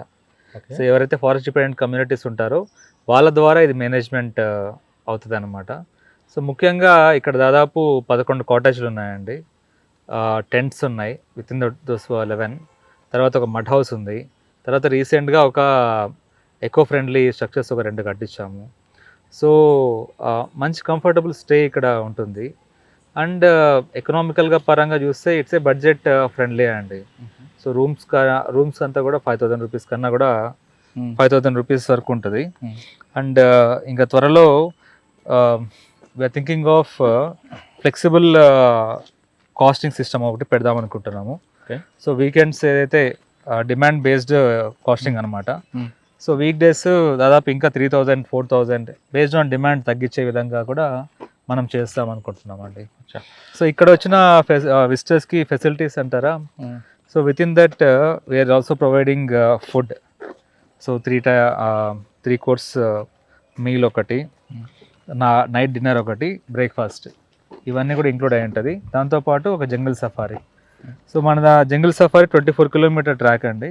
Okay. So they can go inside forest, మొత్తం ఫారెస్ట్ చూసి దాని నేచర్ ఎంజాయ్ చేసి అనిమల్స్ని కూడా చూసే విధంగా కూడా మనం సఫారీ ఏర్పాటు చేసాము. సరే, అంతా ప్యాకేజా లేదంటే దీని సెపరేట్గా? ఇట్స్ ప్యాకేజ్ అండి. సో nscr.co.in మనం బుక్ చేసుకోవచ్చు. అంటే ఎంత అండి ప్యాకేజ్లో? సింగిల్కి ఎంత, కపుల్ ఎంత, గ్రూప్ అయితే ఎంత ఉంటుంది? సో పర్ రూమ్కి 2 అడల్ట్స్కి వచ్చేసేసి with all this room rent, తర్వాత ఫుడ్, తర్వాత సఫారీ అంతా కలిపి 7,000 రూపాయలు ఉంటుందండి. అంటే ఈ రోజు 24 అవర్స్ అండి, లేదంటే స్టార్ హోటల్ లాగా 12 అవర్స్ అయినా? లేదండి, 24 అవర్స్ ఉంటుంది. అండ్ ఇట్స్ వెరీ ఫ్రెండ్లీ అండి. ఇట్స్ నాట్ లైక్ 11కి చెక్ఇన్ అవ్వాలి, తర్వాత రేపు ఎగ్జాక్ట్గా 12కి చెక్అవుట్ అవ్వాలని కాదు. Almost like it's like A family type of. సాధారణంగా వీకెండ్ కాబట్టి వచ్చే సాఫ్ట్వేర్ ఎంప్లాయీస్ అందరూ కూడా ఫ్రైడే నైట్ వచ్చేస్తారు.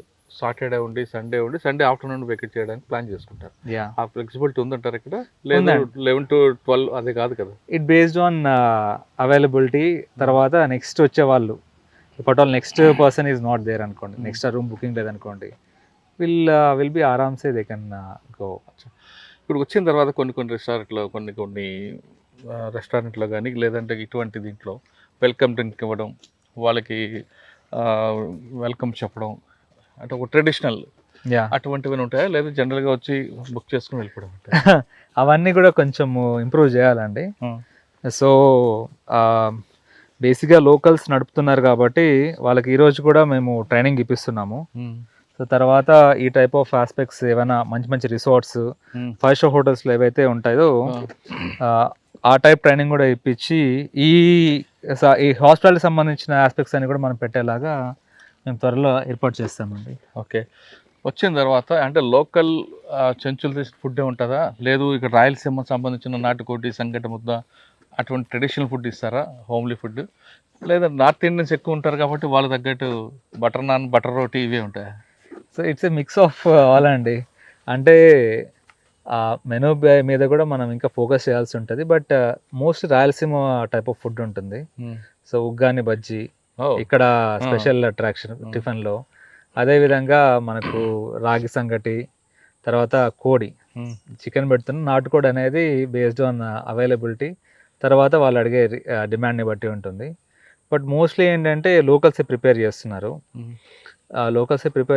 అండ్ చెంచుకి ఏంటి అంటే మీరు చూసినట్టయితే శ్రీశైలం అమరాబాద్ లాగా కాదు, ఇక్కడ చెంచూస్ ఏంటి అంటే మన సొసైటీలో ప్లేన్ చెంచూస్ అనమాట. ఇక్కడ ప్లేన్ ఏరియాస్ ఉన్నారు కాబట్టి వాళ్ళకంటూ ఒక సపరేట్ క్యూజైన్ అనేది ఇక్కడ లేదనమాట.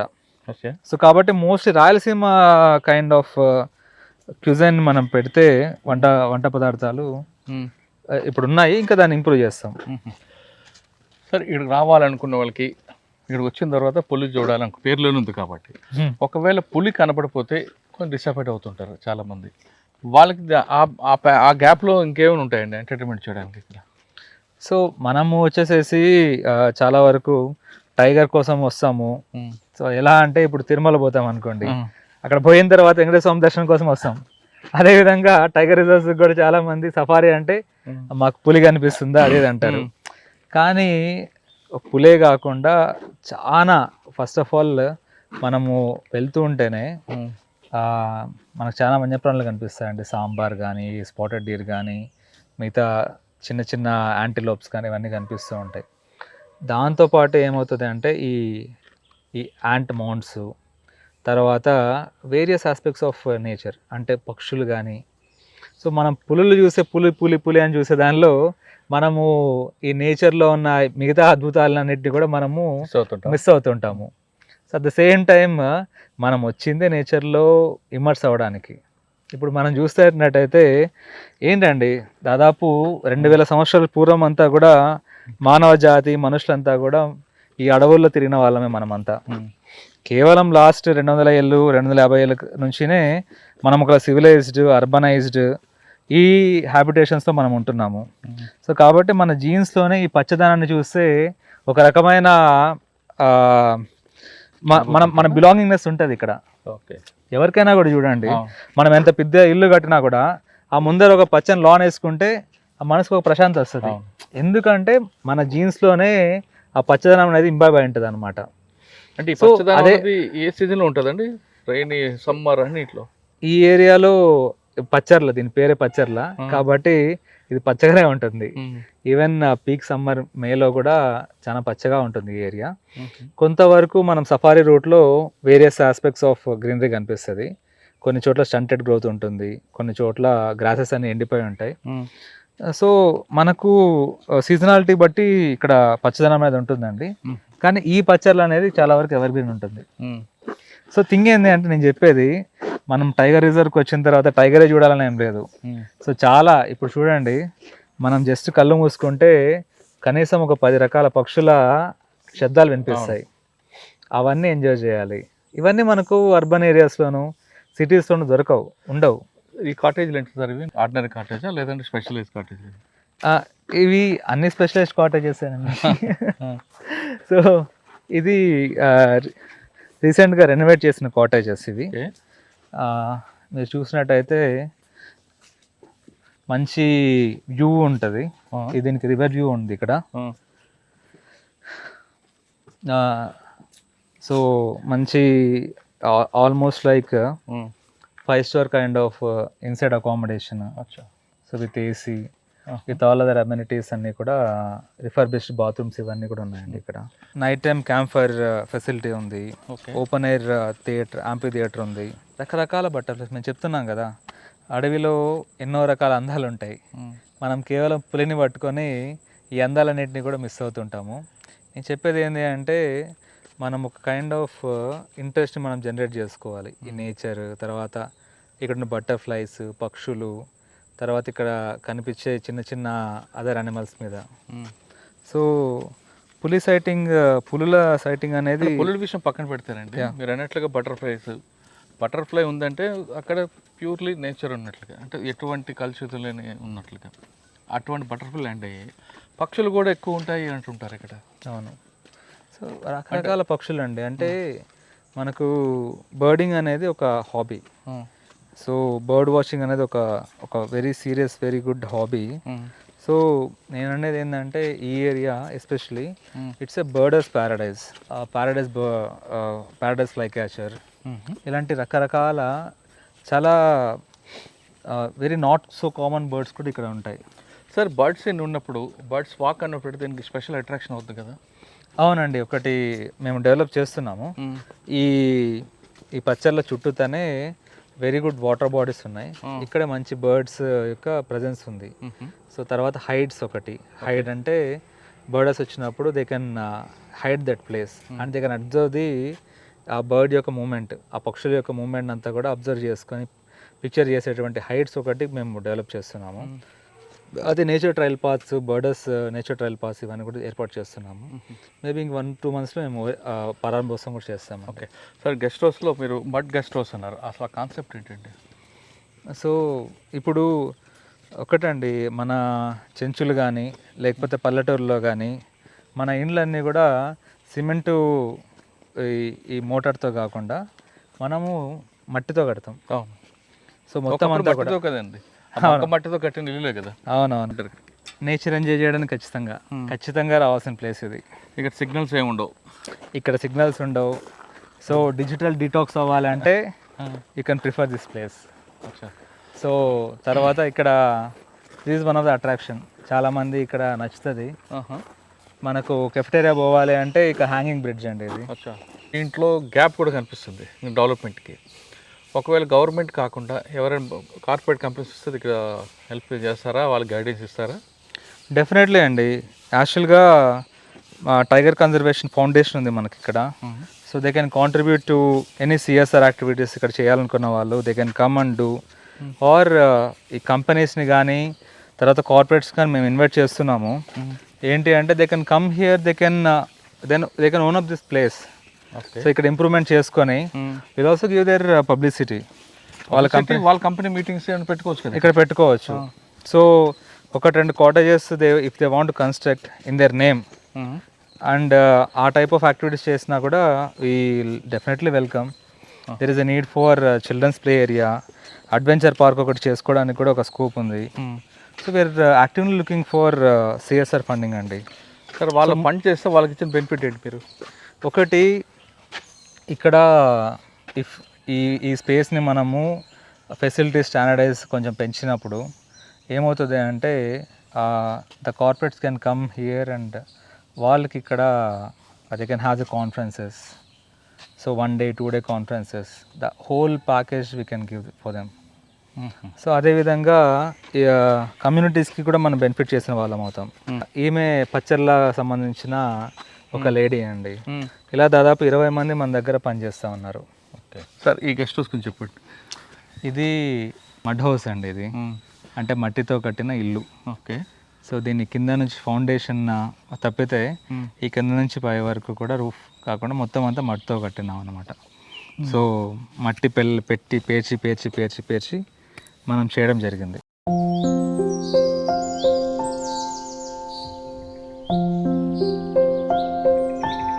పచ్చర్లో స్పెషల్ అట్రాక్షన్ సఫారీ. ఈ సఫారీలో వచ్చిన వాళ్ళందరూ కూడా లోపల నల్లమలలో 2-3 గంటలు తిరిగి వచ్చి ఇక్కడ మనకు కనిపిస్తున్న పులులు కానీ మిగతావి ఉంటాయి. కేవలం పులు కోసం వచ్చి పులి కనబడలేదని నిరుత్సాహపడిపోకుండా ఇక్కడ మిగతా రకరకాల జంతువులు కనిపిస్తాయి. ఈ సఫారీ ఫారెస్ట్లోకి వెళ్తున్నాం, 2 గంటల సేపు ఫారెస్ట్లో తిరగచ్చు. అసలు సఫారీ క్యాంప్లో సఫారీకి ఎక్కిన తర్వాత లోపల పులి కాకుండా ఇంకేం కనిపిస్తాయి, ఎన్ని కిలోమీటర్ల ఫారెస్ట్ ఉంది అనే విషయం అంతా మాట్లాడడానికి చైతన్ రెడ్డి గారు ఉన్నారు. ఆయన అడిగి ఇప్పటివరకు ఆయన మన కాటేజ్ గురించి చెప్పారు. ఇప్పుడు రియల్గా ఫారెస్ట్లోకి వెళ్ళిన తర్వాత ఏం చూస్తాం, ఏం చూడబోతున్నాం, ఇక్కడికి వచ్చిన తర్వాత ఎంటర్టైన్మెంట్ ఎలా ఉంటారు విషయం సార్ సార్ చైతన్ గారు చెప్పండి. మనం వెళ్ళాం, గెస్ట్ హౌస్ చూస్తాం, ఇక్కడ ఉన్న ఎకో టూరిజం గురించి మీరు మాకు చెప్పారు. ఇప్పుడు సఫారీ వచ్చిన వాళ్ళందరూ కూడా ప్యాకేజీలో సఫారీ మస్ట్ అంటున్నారు కాబట్టి సఫారీ లోపల ఎన్ని కిలోమీటర్లు చెప్తారు? ఫారెస్ట్లో డీప్ ఫారెస్ట్ వెళ్తుంది. ఇక్కడ ఏమేమి కనిపిస్తుంది? కేవలం పులులు ఒకటైనా ఇంకేమైనా ఉంటాయి? ఇది 24 kilometerల సఫారీ ట్రాక్ అండి. ఈ చుట్టూ ఇదంతా కంప్లీట్ అవ్వడానికి దాదాపు 1.5 గంటల సమయం పడుతుంది. చాలా ప్రిస్టైన్ ఫారెస్ట్ మనకు కనిపిస్తుంది ఇక్కడ. రకరకాల చెట్లు, తీగలు ఇవన్నీ పోతే చాలా వరకు వన్యప్రాణులు కూడా మనకు కనిపిస్తాయి. ఇప్పుడు మనము దాదాపు 3-4 అవుతోంది. ఇంకో హాఫ్ అన్ అవర్ తర్వాత ఈ యానిమల్స్ అన్ని కూడా రావడం స్టార్ట్ అవుతుంది. మనకు ఏదో ఒక యానిమల్ కనిపించే ఛాన్స్ అయితే మనకు ఉంది. సో అటు పోతే ఇక్కడ ఆల్రెడీ మనం మాట్లాడుకున్నాం కదండి.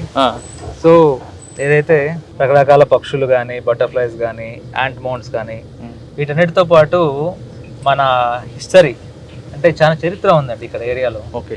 సో మనం చూసినట్టయితే ఈ 1890 ఆ దశకంలో ఇక్కడ నంద్యాల నుంచి గిద్దలూరు అంటే మన తూర్పు కనుమల్ని పశ్చిమ కనుమల్ని కలుపుతూ, అంటే ఈస్ట్ కోస్ట్ని వెస్ట్ కోస్ట్ని కలుపుతూ ఒక ట్రైన్, ఒక రైల్వే ట్రాక్ని ఇక్కడ మనము ఏర్పాటు చేయడం జరిగింది అప్పట్లో.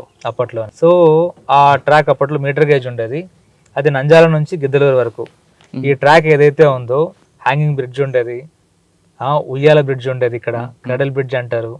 అలా రకరకాలైనటువంటి, అంటే ఆ రోజుల్లోనే బ్రిటిషర్లు దాదాపు 200 అడుగుల పిల్లర్లు లేపి ఇక్కడ బ్రిడ్జెస్ కట్టడం జరిగిందండి. అచ్చా, అప్పట్లో బొబ్బిల్ రాజా సినిమా షూటింగ్ అంతా ఇదేనా? బొబ్బిల్ రాజా సినిమా జరిగి ఉండొచ్చు, మేజర్ చంద్రకాంత్ షూటింగ్ అయి ఉండొచ్చు. బొబ్బిల్ రాజాలో ట్రైన్ షాట్ ఫైటింగ్ ఉంటుంది, అదంతా ఇక్కడే చేశారు గారు వచ్చి. ఈ లోకల్ బొగద ఊరు అదే అక్కడ దిగిన ఫోటోలు ఉన్నాయి. తర్వాత ఇక్కడ ఒక సివిలైజేషన్ ఉండేది ఈ లోపల, ఈ అడవి లోపల. సో ఆ చరిత్ర అంతా కూడా మనకు కనిపిస్తుంది. సో మిగతా టైగర్ రిజర్వ్స్ లో ఓన్లీ నేచర్ కనిపిస్తుంది. బట్ ఇక్కడ ఏంది అంటే స్పెషాలిటీ ఏంటంటే ఇక్కడ మన చరిత్ర ఆనవాళ్ళు కూడా మనము చూడవచ్చు. సార్ ఇక్కడ బ్రిటిష్ వాళ్ళ టైంలో ఎన్ని ఉండేవి, తర్వాత పులుల సంఖ్య ఇప్పుడు ప్రస్తుతం ఎంత వచ్చింది, అప్పుడు ఎంత ఉండేది? చూడండి, మనకు బ్రిటిషర్ల టైంలో అంటే మనం చెప్పినట్టు 1757 ప్లాసీ యుద్ధం తర్వాత బ్రిటిషర్లు అయితే ఎంటర్ అయ్యారో, సో 19వ శతాబ్దంలో చాలా వరకు ఈ హంటింగ్, గేమ్ హంటింగ్ అనే కాన్సెప్ట్లో ఈ పులుల్ని వేటాడడము, తర్వాత వన్యజీవుల్ని వేటాడడం అనేది వాళ్ళకు ఒక ఆటలాగా అయిపోయింది. సో ఆట వల్ల చాలా మందికి పులులు, దాదాపు 40,000 పులుల సంఖ్య మన భారతదేశంలో ఉండేది ఆ టైంలో. చంపి ఒక్కొక్కరు వందలు వాళ్ళ ఎన్ని చంపా అని చెప్పేసి ఆ ట్రోఫీలు కూడా వాళ్ళు పెట్టడం జరిగింది. ఆ విధంగా 40,000 ఉన్న పులుల సంఖ్య దాదాపు 1977కి వచ్చేపాటికి కేవలము 2,000కి తక్కువగా ఉండిపోయిందండి. ప్రస్తుతం ఇక్కడ ఉండొచ్చు. సో దాదాపు 2,000, ఇది రీసెంట్ ఒక 10 years బ్యాక్ వచ్చేసేసి ఇక్కడ 34-35 పులులు ఉన్నాయి. సో ఇప్పుడు ప్రస్తుత సంఖ్య 68 అండి. ఎగ్జాక్ట్గా ఎక్కడ ఉన్నాం చెప్పండి? నల్లమలలో. నల్లమలలో దీని పేరు దొంగల బావి అండి. సో కానొకప్పుడు బ్రిటిష్ కాలంలో, అంతకు ముందు కూడా దొంగలు అనేటువంటి వాళ్ళు అప్పట్లో టీక్ స్మగ్లింగ్ ఎక్కువ ఉండేదండి ఇక్కడ. టీక్ అనేది మేజర్ ప్రొడ్యూస్గా ఉండేది. ఆ టీక్ అనే వాటి మీద బ్రిటిషర్ల కన్ను పడింది, తర్వాత స్మగ్లర్స్ కన్ను. అప్పుడైతే లోకల్ గ్రామస్తులు ఉంటారో వాళ్ళలో ఉన్న స్మగ్లర్స్ అందరూ కూడా ఈ టీక్ మీదే బ్రిటిషర్ల కన్ను, వీళ్ళ కన్ను కూడా పడింది అనమాట. ఆ టైంలో దొంగలు వచ్చేసేసి ఇక్కడ నీళ్లు తాగేవాళ్ళు, అందుకు దీన్ని దొంగ బావి అంటారు. అదే విధంగా బ్రిటిషర్లు కూడా కొన్ని బావులు తవ్వించుకున్నారు, వాటి పేరు దొరబావి అని అంటారు. అదే విధంగా ఇంకొక జస్ట్ పక్కన బీట్లోనే అండి, అక్కడ ఒక మేడం అంటే దొరసాని, ఆ దొరసాని వచ్చేసేసి మంచి బావి ఒకటి తవ్వించుకొని అక్కడికి వచ్చి దాన్ని పాలన చూస్తుంది అనమాట. అందుకు దాని పేరు మేడం బావి అని పెట్టారు. దొరబావి, మేడం బావి, దొంగల బావి. పులుల బావి ఎక్కడ? పులులు ఇక్కడికి వస్తుంటాయా? ఇప్పుడు ఈ అన్ని బావులు కలిపి పులుల బావి అయింది అనమాట.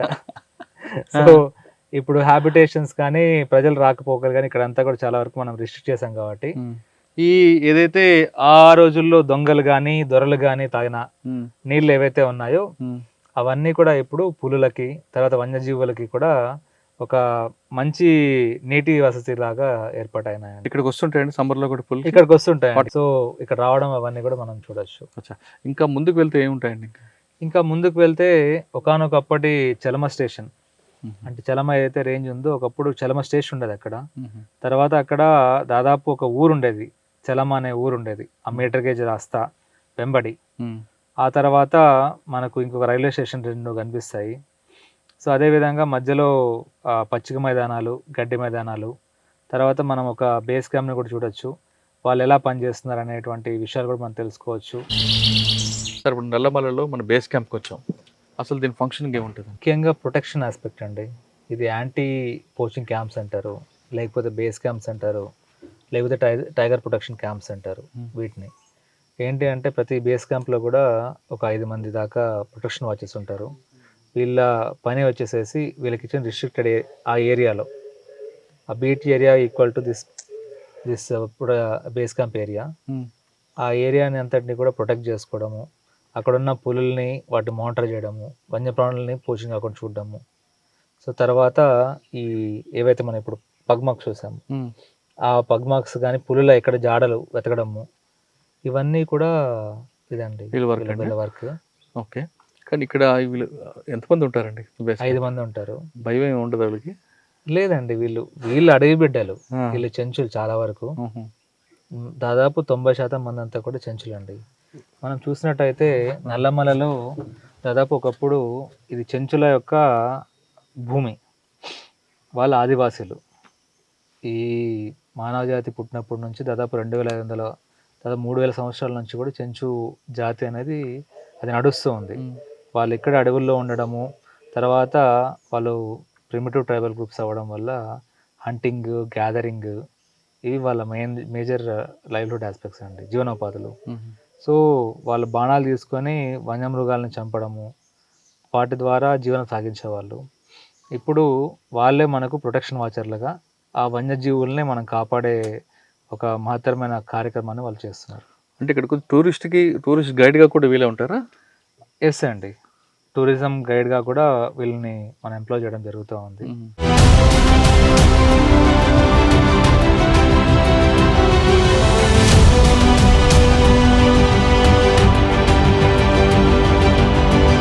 ప్రస్తుతం మనం నల్లమలలో చెంచులతో మాట్లాడతాం. చెంచుల యొక్క యాక్టివిటీ ఏంటి, వీళ్ళు అడవుల్లో ఉన్న పులుల్ని ఎలా గుర్తిస్తారు, గుర్తించాక ఏ విధంగా వాళ్ళు ఆఫీసర్లు సర్విస్తారు విషయం అడుగు. ఇక్కడ ఇందాక చూస్తున్న పగ్మార్కులు, పులి వేలు ముద్రలు ఉన్నాయి. అవి పులి అని మీకు ఎలా తెలుస్తుంది? చూసిన తర్వాత మీ ఆఫీసర్కి ఎలా చెప్తుంటారు? మేము చూసిన తర్వాత ఇప్పుడు సైజ్ ఉంటుంది సార్, ఒకే సైజ్ ఉంటే టేబుల్లో left side right side 2 sides ఉంటాయి సార్. ఆ 2 సైడ్ ఒకే లాగా ఉంటే అది మేల్ సార్. అది లెఫ్ట్ సైడ్ కొంచెం తక్కువ వచ్చిందంటే అది ఫీమేల్ సార్. ఓహో, దానికి ఆపోజిట్ మేము కెమెరాలు పెట్టింటాం. మళ్ళీ ఈ పగ్మార్ ఓకే అని చెప్పి మా ఆఫీసర్కి చెప్పిన తర్వాత మళ్ళీ దాన్ని క్లారిఫికేషన్ చేసుకుంటాం. ఇది ఫీమేల్ చూసారా? ఇక్కడ చూసాం సార్. అన్ని చూస్తుంటారు. 4 చూసాం సార్. రోజు ఎదురవుతాయి, అప్పుడప్పుడు అవుతాయి? అప్పుడప్పుడు ఎదురవుతుంది. ఏ టైంలో ఎక్కువ వస్తాయి బయట పుల్లులు? ఈవినింగ్ టైము, మార్నింగ్ టైం, తెల్లవారుజామున 6-7 గంటలకు. ఏమన్నావా మీకు? వాటి పని బాధే సార్. ఏం చేస్తాయి? మనకేం అటాక్ చేసేది ఏం లేదు సార్ ఇక్కడ ప్రాసెస్. వచ్చినప్పుడు దాని స్మెల్ కనుక్కుంటారు సార్, మనిషి స్మెల్ ఆటోమేటిక్గా అదే పక్కకి వెళ్ళిపోతుంది. ఇంకేం కనబడతాయి పులులు కాకుండా ఇక్కడ? సాంబార్ కానీ, చిరుత, ఎలుగు వంటి, చుక్కలు దుబ్బి. అంటే పుల్లు అంటే ఏం అటాక్ చేయాలి? మిగతా అటాక్ చేస్తాయి కదా, చిరుత కానీ అవన్నీ? ఏం అటాక్ చేయాలి సార్, మాకు ఇక్కడ అలా అటాక్ చేసినట్టు ఏం లేదు సార్. టూరిస్టులు ఎవరైనా వస్తారు కదా చాలా, వాళ్ళు ఏమైనా దానికి చేయడానికి ఇబ్బంది పడుతుంటారా? లేదు సార్. టూరిస్ట్ సార్ వాళ్ళు ఎప్పుడైనా ఎవరైనా వచ్చి ఏ టైంలో బాగుంటాయండి? అంటే చలికాలం బాగుంటుందా, ఎండాకాలం బాగుంటుందా, వర్షాకాలం బాగుంటుంది? ఇక్కడ సమ్మర్ బాగుంటుంది సార్. సమ్మరా? ఎందుకు? అప్పుడు ఎనిమల్స్కి వాటర్ టైం కదా సార్, అప్పుడు వాటర్ సరిగ్గా దొరకదు కదా సార్. అప్పుడు ఎనిమల్స్ ఇట్లా బయటకు వచ్చేస్తుంటాయి. దానితోడు ఫారెస్ట్ మొత్తం ఎండిపోయి ఉంటుంది కదా సార్, కనిపిస్తాయి. అప్పుడు క్లియర్ కనిపిస్తుంది. ఓకే, మీకున్న ఇబ్బందులు ఉంటాయి ఇక్కడ వర్షాకాలం కానీ? ఇప్పుడు ఏం ఇబ్బంది ఏం లేదు సార్. వర్షం పడితే కొద్దిగా ఫీల్డ్ కొద్దిగా లేట్ అవుతుంది సార్, అంతే. రోజుకి ఎన్ని కిలోమీటర్ తిరుగుతుంటారు మీరు? 6 కిలోమీటర్ తిరుగుతాం సార్. చూసినప్పుడు ఏమంటాయి పులులు? ఒకసారి డైరెక్ట్గా సైట్ అయింది అనుకోండి, ఫస్ట్ భయమే ఉంటుంది సార్. ఒకవేళ అటాక్ చేస్తుందేమో అని ఉంటుంది కదా సార్ ఎవరికైనా, అట్లా భయం ఉంటుంది. తర్వాత మేము నార్మల్ అయిపోతాం. ఇది కెమెరా ట్రాప్స్ అండి. ఇది IR కెమెరా ట్రాప్. ఏంటంటే మన అనిమల్స్ ఏవైతే మనం మూవ్ అవుతూ ఉంటాయో ఇవి ఆటోమేటిక్గా డిటెక్ట్ చేస్తాయి అన్నమాట. మన మోషన్ డిటెక్ట్ చేసి అవి 2 వైపులా ఉంటాయి రోడ్డుకి, ఈ వైపు ఒకటి, ఆ వైపు ఒకటి. ఇది చాలా ఎసెన్షియల్ టూల్ అండి. ఎందుకంటే మనం పులుల గణించడంలో, పులులు మనం చూస్తుంటాం కదా, పులులు ఏంటి అంటే మనకి ఎలా అయితే ఫింగర్ మార్క్స్ ఉంటాయో అలాగే వాటికి స్ట్రైప్స్ ఉంటాయి అన్నమాట. చాలా యూనిక్ స్ట్రైప్స్. ఆ స్ట్రైప్స్ అనేది ఒక పులికి ఉన్న స్ట్రైప్ ఇంకో పులికి ఉండదు అనమాట. ఫింగర్ ప్రింట్స్ అది ఫింగర్ ప్రింట్స్ వాటికి. ఆ విధంగా మనం ఈ కెమెరా ట్రాప్లో పడ్డ పులుల్ని పట్టుకొని మనం అనలైజ్ చేస్తాం. అసలు ఎప్పుడు తీసుకుంటారు ఇవి? వీక్లీ వన్సా మంత్లీ వన్సా? బేసిక్గా ఈ ఆల్ ఇండియా టైగర్ ఎస్టిమేట్స్ అని ఎవ్రీ 4 years జరుగుతుంది అండి ఒకటి ఎక్సర్సైజ్. అటు పోతే మేము కంటిన్యూస్గా మానిటర్ చేస్తుంటాం. ఇక్కడ ట్రాప్ ఏంది విషయం మీకు ఎలా తెలుస్తుంది? అంటే ఎవ్రీ 1 week or 2 weeks మనం వచ్చేసేసి అటు కెమెరా ట్రాప్లో ఉన్న ఇమేజెస్ అని కూడా మనం చెక్ చేస్తాం. అంటే మీకు బీఫ్ సిస్టమ్ అని వస్తుందా? లేదండి, ఇప్పుడు మీరు వీక్లీ వన్స్ మస్ట్గా చూడాల్సిందే, రావాల్సిందే. ఎందుకంటే ఇక్కడ రేడియో సిగ్నల్స్ తప్ప ఇంక ఎటువంటి సిగ్నల్స్ ఉండదు. సరే, ఇప్పుడు మనం వెళ్తున్న జర్నీ అంతా ఓల్డ్ ట్రాక్, రైల్వే ట్రాక్ ఇది. ఇదంతా కూడా ఒక ఓల్డ్ ట్రాక్ అండి. అంటే ఒకప్పుడు మీరు చెప్పారు కదా బొబ్బిలి రాజా షూటింగ్, ఇదంతా కూడా ఆ ట్రాక్ ఒకప్పుడు ఈ మీటర్ గేజ్ ట్రైన్ ఇలా వెళ్ళేది. ఎక్కడి నుంచి స్టార్ట్ ఎక్కడికి వెళ్తుందండి? ఇది నంద్యాలలో స్టార్ట్ అయ్యి గిద్దల వరకు వెళ్తుందండి ఈ ట్రాక్, పర్టికులర్ ట్రాక్. ఇది తీసిన తర్వాత ఇప్పుడు వేరే ట్రాక్ వేస్తారా? ఇది తీసేసేసి ఈ 1994లో అప్పుడు పివి నరసింహారావు గారు నంద్యాలకి ఎంపీ, మన ప్రధానమంత్రి గారు. సో ఈ మీటర్ గేజ్ నుంచి బ్రాడ్ గేజ్కి వెళ్ళాలని చెప్పేసి ఆయన సపరేట్గా ఇంట్రెస్ట్ తీసుకొని అదంతా వేయించడం జరిగింది.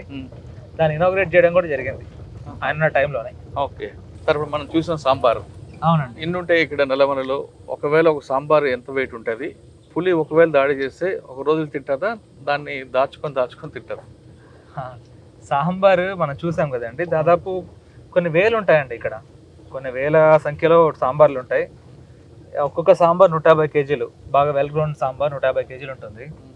సో పులి ఒక్కసారి దాని పంజాతో ఒక సాంబార్ని కొట్టింది అంటే దాదాపు 4 రోజుల పాటు దాన్ని తింటుందండి. సో అటేగో సింహం పులి అనేది దాదాపు ఒక 20 kgs వరకు మాత్రమే తినగలదు, 20 to 30 kgs దాని ఆకలిని బట్టి. సో కానీ అది దాన్ని దాచుకొని, చిన్నపిల్లవాడు దాచుకొని కొబ్బరిమెంట్లో ఒక్కొక్కటి తింటారు కదా, ఆ విధంగా పులి తింటది. దాని 4 రోజుల పాటు ఒక దాన్ని తింటది. నువ్వు ఈలోగా పులి తిని వెళ్ళి సమయంలో వేరే ఏమైనా అటాక్ చేస్తే వాటి మీద అలాంటి పాసిబిలిటీ ఉందండి. ఎందుకంటే ఆ వాసన బట్టి హైనాలు కానీ, లెపర్డ్లు కానీ, చిరుతపుళ్ళు కానీ, తర్వాత రేస్ కుక్కలు కానీ ఇవన్నీ తినే ఆస్కారం ఉంది. అందుకే పులి కానీ చిరుతపుళ్ళు కానీ ఆ వేటను క్యాచ్ చేసి చెట్టు కొమ్మల పైన ఎక్కి వాటిని దాచుకుంటాయి అన్నమాట. సో ఆ టైప్ ఇవన్నమాట. ఓకే. సింహానికి పులికి అదే అండి డిఫరెన్స్. సింహం ఏంది అంటే ఫ్రెష్ క్యాష్ని ఇష్టపడుతుంది. వెళ్ళామా, పంజా కొట్టామా, తిన్నామా, అయిపోయింది. ఆ మిగతా అయితే మిగిలిపోయి ఉంటుందో అదంతా మిగతా జంతువులు తింటాయి. కానీ పులి ఏంటి అంటే దాన్ని తీసుకెళ్ళి దాచిపెట్టుకుని తింటుంది. ముఖ్యంగా ఈ పులి కానీ సింహం కానీ ఆ మెడని ఎక్కువగా ఫస్ట్ కొడతాయి అన్నమాట. కొట్టి ప్రాణాన్ని ఫస్ట్ తీస్తాయి. ఇప్పుడు నెక్స్ట్ ఎక్కడికి వెళ్తున్నాం? నెక్స్ట్ మనము ఒక రైల్వే స్టేషన్ ఏదైతే రాజేంద్ర ప్రసాద్ గారు వచ్చి దిగిన రైల్వే స్టేషన్ ఏదైతే ఉందో అక్కడ వెళ్తున్నామండి. అంటే ఈ మొత్తం రైల్వే ట్రాక్ ఇది? అవునండి, రైల్వే ట్రాక్ ఇదంతా. మనం చూడొచ్చు ఆ 1880లో 90లో బ్రిటిషర్లు ఇక్కడ ఈ మారుమూల నల్లమలకు వచ్చి ఇక్కడ క్యాంపులు ఏర్పాటు చేసుకొని బావులు తవ్వించి మనుషుల్ని పెట్టి పెద్ద 100 అడుగులు 150 అడుగుల బ్రిడ్జులు కట్టి స్తంభాలు కట్టి ఇలాంటి పని తొలచి అప్పుడు మనకు రైల్వే ట్రాక్ వేశారు. మన కోసం కాదు, వాళ్ళ కోసం. ఇక్కడున్న టీక్ ని తీసుకెళ్ళడానికి, సంపాదన తీసుకెళ్ళడానికి, మొత్తం అంతా కూడా ఈ కోస్ట్ లో వచ్చిన మెటీరియల్ ఈ యువతల కోస్ట్ తీసుకెళ్ళడానికి వాళ్ళ కోసం ఏర్పాటు చేసుకున్నారు. ఆ తర్వాత మనకు కూడా ఉపయోగపడింది అనుకోండి, అది వేరే విషయం.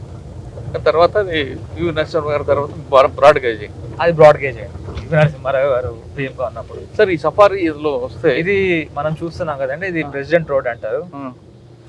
సో ఇక్కడ ఒకప్పుడు ఒక స్టేషన్ ఉండేది. ఇక్కడ ఈ పార్ట్లోనే ఈ మొత్తం అన్ని కూడా స్టేషన్ యొక్క అవశేషాలు. ఏది లెఫ్ట్ సైడ్ కనిపిస్తున్నా? అవునండి, బిల్డింగ్ ఇలా ఉండేదా? ఇలా ఉండేదండి అప్పుడు. ఆ రోజుల్లో ఉన్న రైల్వే బోగిలు అవన్నీ. అంటే కనిపిస్తున్న శిథిలాలన్నీ కూడా రైల్వే స్టేషన్ ఒకప్పుడు. ఏం పేరండి? ఎప్పుడు ప్రెసిడెంట్స్ రోడ్డేనా? దీని పేరు ప్రెసిడెంట్ రోడ్ అండి. ఆ. ఈ స్టేషన్ పేరు వచ్చేసేసి దూలాల కుట్ట అంటారు. ఓకే. ఇక్కడ నుండి గిద్దలూరు. ఇక్కడ నుంచి ముందు పోతే గిద్దలూరు. పిబి రాజేంద్ర ప్రసాద్ గారు ఇక్కడ వచ్చిన రైల్వే స్టేషన్. ఇది బ్రిటిష్ వాళ్ళు కట్టిన స్టేషన్ ఇది. ఈ స్టేషన్ తర్వాత మీటర్ గేజ్ ఉంది, తర్వాత బ్రాడ్ గేజ్ గేజ్. ఇక్కడ సఫారీ అంటే మీకు కేవలం పులుల కోసం మాత్రం రావద్దు పచ్చర్ల. ఇక్కడికి వచ్చాక మంచి అనుభూతి, మన హిస్టరీ కనిపిస్తుంటుంది. అంటే బ్రిటిష్ వాళ్ళు మన సాంప్రదాయాన్ని, మన సంపదని ఎలా దోచుకున్నారు, తర్వాత మన పూర్వీకులు దీన్ని ఎలా కాపాడుకున్నారు, తర్వాత నక్సలైట్లు ఎలా స్థావరాలు ఏర్పరచుకున్నారు అన్నది చరిత్ర అంతా కనిపిస్తుంటుంది. పెద్ద పెద్ద కొండల్లో, ఆ కొండల్లోంచి తవ్వుకుని వచ్చిన రైల్వే స్టేషన్ ఇది. ఇప్పుడు ఇది మీటర్ గేజ్. గతంలో సినిమాలు కూడా ఎక్కువగా జరిగేవి, ముఖ్యంగా బొబ్బిల్ రాజా, మేజర్ చంద్రకాంత్ వంటి సినిమాలు జరిగాయి.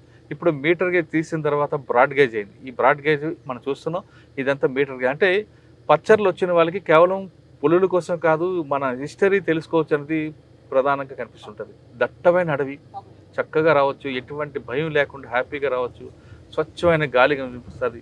అసలు ప్రకృతి ప్రేమికులు బాగా ఎంజాయ్ చేయాలంటే ఖచ్చితంగా పచ్చల రండి అనేది మనకు ప్రూవ్ చేస్తారు. ఇప్పుడు నెక్స్ట్ ఏం చూస్తాం అనేది చైతన్య గారు చెప్తారు. సార్, ఇప్పుడు ముందు మనం స్టేషన్ చూసాం. నెక్స్ట్ ఇక్కడ పచ్చర్లు సఫర్ స్టార్ట్ అయిన తర్వాత మనం దీంట్లో కొన్ని కనిపిస్తున్నాయి, కొన్ని సాంబార్ లాంటివి కనిపిస్తున్నాయి. జంతువులే కాకుండా ఇంకేం చూడొచ్చండి. ఇప్పుడు డీప్ ఫారెస్ట్లోకి వెళ్తాం మనం. డీప్ ఫారెస్ట్లో అంటే ఈ కొండ చర్యల్లో మనం వెళ్తుంటాము. ఇది ఒక అనుభూతి అండి ఈ మొత్తం అంతా. తర్వాత ఇక్కడ ఉన్న బాంబూ ఫారెస్ట్ చూడొచ్చు. అదేవిధంగా చిన్న వాటర్ ఫాల్స్ కూడా ఇక్కడ లోకల్గా ఉంది. ఎవరైనా ఇంట్రెస్టెడ్గా ఉన్నప్పుడు వాళ్ళు ఒక 1 కిలోమీటర్ లోపల ట్రెక్ చేయాల్సి ఉంటుంది. సో అలా వాటర్ ఫాల్స్ కూడా వెళ్ళొచ్చు. దాన్ని హిడెన్ వాటర్ ఫాల్స్ అంటారు. సో ఇవన్నీ కూడా మనం ఇక్కడ చూడొచ్చు. వాటర్ ఫాల్స్ అంటే పెద్దమైన మామూలు చిన్న వాటర్ ఫాల్స్ అంటే వర్షాకాలము తర్వాత నవంబర్ డిసెంబర్ వరకు ఉంటుంది ఈ వాటర్ ఫాల్స్. సో వచ్చిన వాళ్ళకి సఫారీలో చెంచుల గైడ్లు ఉంటారా, వేరే గైడ్స్ ఏమైనా ఉంటారండి? వాళ్ళకి ఎక్స్ప్లెయిన్ చేయాలి. సో మేజర్గా చెంచులే గైడ్లుగా ఉంటారండి ఇక్కడ. సో అలా కాకుండా ఇంకొక నార్మల్ ఎవరైతే ఫారెస్ట్ అంటే అటవీని ఆధారపడి ఉన్న కమ్యూనిటీస్ కూడా కొన్ని ఉన్నాయి, వాళ్ళని కూడా మనం ఎంగేజ్ చేసుకుంటాం. సార్, మీరు ఇక్కడ చూసారు కదా, ఇంకా దీన్ని ఇంకా డెవలప్ చేయాలంటే ఏం చేయొచ్చండి? సో డెవలప్ చేయడానికి చాలా చాలా ఆస్పెక్ట్స్ ఉన్నాయండి. ముఖ్యంగా మనము విజిటర్స్కి వచ్చిన ఫెసిలిటీస్ ఇంప్రూవ్ చేయడంతో పాటు సఫారీలో వాళ్ళకి ఒక అనుభూతిని ఇవ్వాలి అంటే నేను ఏదైతే మీతో డిస్కస్ చేసి ఇవన్నీ చెప్పగలుగుతున్నానో ఆ విధంగా ఒక గైడ్ అనేవాడు ఒక న్యాచురలిస్ట్ లాగా ఈ చెట్ల గురించి చెప్పడము, వీటి ఇంపార్టెన్స్ చెప్పడము, తర్వాత ఈ హిస్టరీ చెప్పడము, ఈ చరిత్రని, తర్వాత ఇక్కడ ఒక ఇంపార్టెన్స్ చెప్తూ ఒక మంచి స్టోరీ నెరేషన్ చేశారనుకోండి, మనం వచ్చిన విజిటర్స్ అందరికీ కూడా చాలా మంచి అనుభూతి వస్తుంది. కరెక్ట్. దాంతోపాటు ఇక్కడ యాక్టివిటీస్ అంటే నేచర్ ట్రయల్స్, తర్వాత బర్డింగ్ యాక్టివిటీస్, ట్రెక్కింగ్ ఉందండి ఇక్కడ. ట్రెక్కింగ్ యాక్టివిటీస్ కూడా మనం మొదలెట్టాల్సి ఉంటుంది. సో ఈ విధంగా ఫిజికల్ యాక్టివిటీస్ అంటే కేవలం వచ్చి మనం చేయడం కాకుండా ఇంకా ఇమర్షన్ అయ్యేలాగా అలాంటి అవకాశాలను కూడా మనము ఏర్పాటు చేస్తున్నాము. అవన్నీ ఏర్పాటు చేస్తామండి. సరే, సఫారీలో లోపలికి ఎంటర్ అయిన తర్వాత బయట ఉన్నంత వరకు ఆడుకున్న బట్టిన్స్, ఆడుకున్న ప్రెజర్స్ అని ఉంటాయి. ప్రతి టూరిస్ట్ ఉంటుంది. ఇక్కడికి వచ్చాక మనశ్శాంతిగా ఇది ఈ ఫారెస్ట్ అంటే నాది అనే ఫీలింగ్లో ఆ పాత హిస్టరీ తెలుసుకొని ఆ అనుభూతులకు వెళ్ళే విధంగా సౌండ్ ఎఫెక్ట్స్ కానీ మీరు చెప్తున్నట్లుగా పాపికొండలోకి వెళ్తున్నప్పుడు ఏ విధంగా అయితే సౌండ్ ఎఫెక్ట్స్ పెడతారు, చెప్పిన గైడ్లు ఎక్స్ప్లెయిన్ చేయడం, ఇలా చెప్పడానికి ఇంకా అటువంటి టెక్నాలజీ కానీ వాడడానికి ఏం చేస్తున్నారు? టూరిస్ట్ ఇంకా ఇంప్రూవ్ చేయడం. అయ్యా, ఇమర్షన్ ఎక్స్పోజర్ అంతా కూడా ఇది ప్రపోజల్స్ పెట్టామండి. ఇమీడియట్గా చేస్తాం అది త్వరలోనే. సో దట్ ఒక మంచి ఎకో టూరిజం సైట్గా దీన్ని ఏర్పాటు చేసి, ఎందుకంటే మనం చూసినట్టయితే ఇప్పుడు హైదరాబాద్ నుంచి కేవలం 4 గంటలే. మనం చూడండి ఒకసారి ఆ హైటెక్ సిటీ కానీ ఆ రణగొండ ద్రోణుల నుంచి ఒక్కసారిగా మనం ట్రావెల్ అవుతూ హైవేలో వస్తూ ఆ 4 గంటల సమయం తర్వాత ఇలాంటి ఒక ప్లేస్లో మనము ల్యాండ్ అయితే ఎలాంటి ఫీలింగ్ ఉంటుంది అతనికి, ఎలాంటి అతని యాటిట్యూడల్ షిఫ్ట్ కానీ లేకపోతే ఎమోషనల్ షిఫ్ట్ కానీ ఉంటుంది అనేది మనం ఆలోచించగలిగితే చాలా మంచి ఏరియా ఇది. సార్, ఇక్కడికి వచ్చిన తర్వాత ఆ పాజిటివ్ ఎనర్జీ డెఫినెట్గా వస్తుందండి. అసలు మనం అన్నీ మర్చిపోతున్నాం, కొత్త ఎనర్జీ వస్తుంది. ఆ ఎనర్జీ అనేది ఇంకా కొంతకాలం ఉండాలంటే ఇక్కడ నేను ఓన్ చేసుకోవాలి ఆ ఫీలింగ్స్. జస్ట్ లైక్ ఇప్పుడు ట్రీ హగ్ అటువంటివి ఏమైనా ప్రాజెక్టులు ఏమైనా తీసుకుంటారు ఇక్కడ? ఇది మంచి ఆలోచన అండి. వీటికి ఖచ్చితంగా ఇటువంటి ఆలోచనలు ఏమైనా ఉన్నా కూడా ఇంప్లిమెంట్ చేయడానికి ట్రై చేస్తామండి. సార్ ఇది కాకుండా కొన్ని ఐలాండ్స్ కనిపిస్తున్నాయి మన వస్తున్న దారిలో. ఐలాండ్స్ మీద ఒక రిసార్ట్లు పెట్టడం, వాళ్ళు నైట్ స్టే చేసే విధంగా చేస్తే అంటే కంప్లీట్గా మనం పురాతన దీంట్లోకి మన తాతలు ముత్తాతలు ఇంట్లోకి వచ్చేసినట్లు ఆ ఫీలింగ్, అంటే హైటెక్ సిటీ ఇవన్నీ కాకుండా అట్మాస్ఫియర్ తీసుకురావడానికి ఏమైనా ప్లాన్ చేస్తున్నారా? అవునండి, మీరు మడ్ హౌస్ కట్టారు, అవును అదే మడ్ హౌస్ లాంటి ఇక్కడ కట్టారు. అవును. సో ఏదైతే మనకు ఎకో టూరిజం సైట్ ఉందో అక్కడే ఈ tree huts, tree houses, so మొత్తం అంతా కూడా ట్రీలోనే మనం ఉండేలాగా అలాంటి ఏర్పాట్లు. ఫర్ ఎగ్జాంపుల్ అవతార్ మూవీ చూసారు, వాళ్ళు ఎలాగైతే ట్రీలో ఉండి ఉంటారు, అంటే అలా కాకుండా కూడా ఆ థీమ్తో కొన్ని ట్రీ హట్స్ ఇవన్నీ కూడా ప్లాన్ చేస్తున్నాము. త్వరలో అవన్నీ కూడా రూపుదాల్చుతాయండి. మీరు అవతార్ అన్నారు కాబట్టి సౌత్ ఆఫ్రికా లాంటి దగ్గరికి వెళ్ళి మీ అడవులు ఉన్నాం, అమెజాన్ దీంట్లో ఉన్నాము, అమెజాన్ ఫారెస్ట్లో ఉన్నాం చెప్పుకుంటారు. కానీ అమెజాన్కి అసలు అమ్మమ్మలా కనిపిస్తుంది కదండి ఇది. ఖచ్చితంగా అండి, నల్లమల అనేది ఇట్స్ హిడెన్ ట్రెజర్. అంటే బెంగళూరుకి ఒక 5 గంటలు, హైదరాబాద్కి 4 గంటల దూరంలో ఉన్నా కూడా హైదరాబాద్ 4 గంటలు, బెంగళూరుకి 5, మీరు విజయవాడ తీసుకున్న 4 గంటలే అంటే. అంటే మీకు చాలా ఈజీ రోడ్డు కూడా 4 లైన్స్ ఉన్నాయండి. ఆత్మకూరు శ్రీశైలం రోడ్డు బ్రహ్మాండంగా ఉంది. అవును, సెంటర్ పాయింట్ కనిపిస్తుంది. ఇది రావాలనుకుంటే కేవలం మనం ఈ రూటే కాకుండా గిద్దలూరు నుంచి కూడా బయలుదేరిన తర్వాత దాదాపు 2 గంటల సేపు నల్లమలో డీప్ ఫారెస్ట్లోకి వెళ్తే ప్రశ్న కూడా చేరుకున్నాం, ఎండ్ పాయింట్కి వచ్చాం. ఇక్కడికి వచ్చిన తర్వాత సింహం కనబడిందా, పులి కనబడిందా, జింక కనబడిందా కాకుండా మన పూర్వీకుల చరిత్ర తెలుసుకోవచ్చు. ఇక్కడ ప్రతి చెట్టుకు ఒక చరిత్ర ఉంటుంది. ఇక్కడ బ్రిటిష్ వాళ్ళు ఎలాగ దీన్ని ఆక్రమించుకున్నారు, మన సంపదను ఎలా దోచుకున్నారు, మన దోచుకున్న సంపదను తీసుకువెళ్ళడానికి వాళ్ళు వేసిన రైల్వే ట్రాక్ ఎలాగుంది, ఆ మీటర్ గేజ్ బ్రాడ్ గేజ్గా మారడానికి కారకులు ఎవరు, ఇవన్నీ తెలుసుకోవాలంటే ఖచ్చితంగా నల్లమలలో పచ్చర్ల సఫారీ రావాల్సిందే. ఇక్కడ మనకి పులులు కనబడిపోయినా మిగతా చరిత్ర తెలుస్తుంది. ఇక్కడికి వచ్చిన తర్వాత ఆ పాజిటివ్ ఎనర్జీ అంతా ఇంత కాదు. అసలు పాజిటివ్ ఎనర్జీతో పాటు ఇక్కడికి వచ్చిన తర్వాత ఇంకా వినోదం ఎలాగుంటుంది, విజ్ఞానం ఒకసారి ఫైనల్గా చైతన్య గారికి వెళ్తాం. సార్ ఇక్కడ మనం చాలాసేపు తిరుగుతున్నాం, ఒక మంచి వైబ్రేషన్ కనిపిస్తుంది. అంటే మన పచ్చదనం, చెట్లు, హాయ్, ఇది దీనికి మించింది ఇంకెవరికి రావు. బహుశా ఇక్కడ ఎక్కువసేపు తిరిగితే మనకున్న ఎనర్జీ కూడా పెరుగుతుందేమో, ఆ లెవెల్స్ పెరుగుతుంటాయి.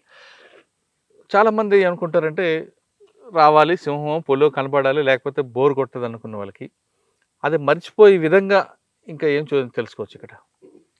సో మీరు అన్నట్టు ఖచ్చితంగా ఈ నేచర్ గైడ్స్ ఎవరైతే ఉంటారో, మనకు ఏదైనా టెంపుల్కి వెళ్ళినప్పుడు, హిస్టారికల్ ప్లేస్కి వెళ్ళినప్పుడు అక్కడ గైడ్స్ ఉండేసేసి ఆ రాజు అలా అక్కడ అలా చేశాడు, ఇక్కడ ఇలా చేశాడు, ఇది ఇలా చేశారు అనేది మనకు చెప్తుంటారు. సో కాబట్టి ఆ ఉన్న విగ్రహము మనం అలా వెళ్ళి చూస్తూ ఉంటే విగ్రహం మీద అనిపిస్తుంది, కానీ ఆ గైడ్ వచ్చి చెప్తే ఓహో దీనిలో దీనికి బ్యాక్గ్రౌండ్ ఉందని చెప్పేసి మనం అనుకుంటాం. సో అదేవిధంగా ఇక్కడ చాలామంది నేచర్ గైడ్స్ ఉన్నారు. సో ఇక్కడ నేచర్ గైడ్స్ వచ్చేసేసి చాలా వరకు చెంచు కుర్ర వాళ్ళు, తర్వాత ఫారెస్ట్ డిపెండెంట్ కమ్యూనిటీస్ ఉన్నారు.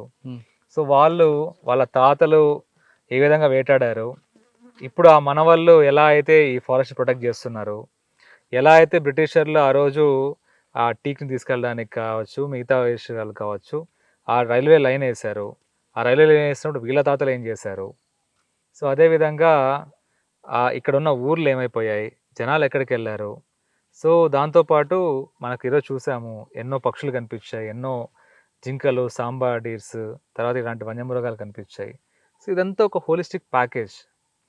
సో కాబట్టి ఇక్కడ వచ్చిన వాళ్ళు కేవలం పులి అనుకుంటే ఇంత ఇంపార్టెంట్ విషయాలన్నీ కూడా మనం మర్చిపోతాం. బట్ పులుల సైటింగ్ కూడా ఇక్కడ అవుతుందండి. సో మనం చూసాం సో ముద్దము వచ్చేసేసి నాగార్జున సాగర్ శ్రీశైలం టైగర్ రిజర్వ్ అనేది 5,500 స్క్వేర్ కిలోమీటర్లు, అంటే 5,500 లక్షల 5.5 lakh హెక్టార్స్ అనమాట. 5.5 లక్షల హెక్టార్లు అంటే దాదాపు 12 లక్షల ఎకరాలు, 13 లక్షల ఎకరాల వరకు బాల్పాక్ ఫిగర్స్ వస్తాయండి. సో ఇంత పెద్ద అడవి మనకు దగ్గరలోనే ఉంది. సో కాబట్టి దీన్ని ఖచ్చితంగా ప్రతి ఒక్కరూ చూడదగ్గ ప్రదేశం అని నాకు అనిపిస్తుంది.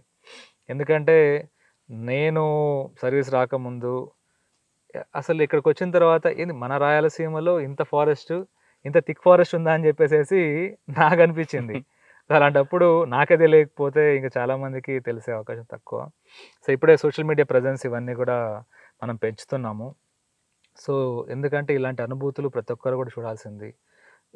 మన దినదినము ఈ మొబైల్ ఫోన్స్ వల్ల కానీ, లేకపోతే రోజువారీ మన పనుల వల్ల కానీ, కాంపిటీషన్ వల్ల కానీ స్ట్రెస్కి గురవుతున్నాము. సో ఇక్కడికొచ్చి డీటాక్స్ అయ్యి, సో ఒక మంచి అనుభూతితో రీఛార్జ్ అయ్యి వాళ్ళ వాళ్ళ డైలీ దినచర్యలు మంచిగా చేసుకోవచ్చండి. సో అలాంటి అనుభూతి ప్రతి ఒక్కరు పొందాలని చెప్పేసి వాటికి కావాల్సిన ఫెసిలిటీస్ అని కూడా మేము గవర్నమెంట్ తరపున ప్రొవైడ్ చేస్తాము. అదేవిధంగా ఇక్కడ ఈ ఎకో టూరిజం అనేది కమ్యూనిటీ బేస్డ్ కాబట్టి లోకల్ చెంచులు ఎవరైతే ఉన్నారో వాళ్ళకి బెనిఫిట్ అవుతుంది. సో ఎక్కువ మంది రావడం వల్ల అదొక వాళ్ళ బెనిఫిట్ అయ్యే వాళ్ళ లైవ్లీహుడ్స్ కూడా ఇంప్రూవ్ అయ్యే ఛాన్సెస్ ఉన్నాయండి. మనం నిత్యం రకరకాల ఒత్తిళ్ళు ఉంటాయి. ఆ ఒత్తిడి నుంచి బయట రావాలంటే కొంతమంది వాళ్ళ ఆర్థిక స్తోమత తగ్గట్టుగా సిటీకి దగ్గరలో ఎక్కడో వెళ్ళాలనుకుంటారు. మరి కొంతమంది డబ్బులు ఉన్న వాళ్ళు సౌత్ ఆఫ్రికా లేదా ఇంకొక దగ్గరికి వెళ్తారు. కానీ అన్ని రకాల వాళ్ళకి కూడా ది బెస్ట్ ప్లేస్ పచ్చర్ల. ఇది ఎక్కడో దూరంగా లేదు. మనకి హైదరాబాద్ దగ్గర కేవలం 4 గంటలు, బెంగళూరుని తీసుకుంటే ఒక 5-6 గంటలు, విజయవాడని తీసుకుంటే 4 అవర్స్. లేదు ఇటువైపు గిద్దలూరు వైపు రావచ్చు, లేదా హైదరాబాద్ నుంచి రావచ్చు, నంద్యాల రావచ్చు. ఇలా రకరకాల అన్ని ప్లేసులకి ఒక సెంటర్ పాయింట్ ఉంది. ఖచ్చితంగా రండి. ఇక్కడికి వచ్చిన తర్వాత మీకు పులులు ఒకటే కాదు, మీ ఎనర్జీ లెవెల్స్ పెంచుతుంది. ఇక్కడ స్వచ్ఛమైన గాలి ఉంటుంది, ఎటువంటి కలుషితం ఉండదు.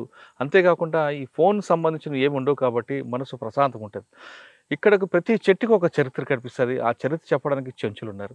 అంతేకాకుండా ఇక్కడికి వచ్చాక ఎప్పటి నుంచో మనం తినాలనుకుంటా రాయలసీమ రుచులు కూడా దొరుకుతాయి. సంగటి ముద్ద, ఉగ్గాని బజ్జీ, నాటుకోడి, వంకాయ కూర ఇటువంటి కావాలనుకోండి. ఇలా మంచి గ్రామీణ ప్రాంతాల్లో ఉండాలనుకోండి ది బెస్ట్ ప్లేస్ పచ్చర్ల.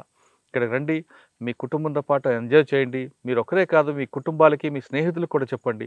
ముఖ్యంగా కార్పొరేట్ సెక్టర్ వాళ్ళు ఇందులో భాగస్వామి అయితే వాళ్ళ కంపెనీకి సంబంధించిన వాళ్ళందరితో ఒకటి మంచి మీటింగ్ పెట్టుకుని చాలా పెద్ద ప్లేస్ ఉంది కాబట్టి ఖచ్చితంగా సిటీ నుంచి దూరంగా మంచి ఎనర్జీ లెవెల్ రావాలి, పాజిటివ్ రావాలి అనుకుంటే the best place Pacharla. Nallamala forest నుంచి చైతన్య గారు టెక్స్టాలజీ ఇంటర్వ్యూ. వచ్చే వారం మరో ప్లేస్లో మళ్ళీ కలుద్దాం. అంతవరకు నమస్తే. థ్యాంక్ యూ అండి. Thank you very much. Thank you.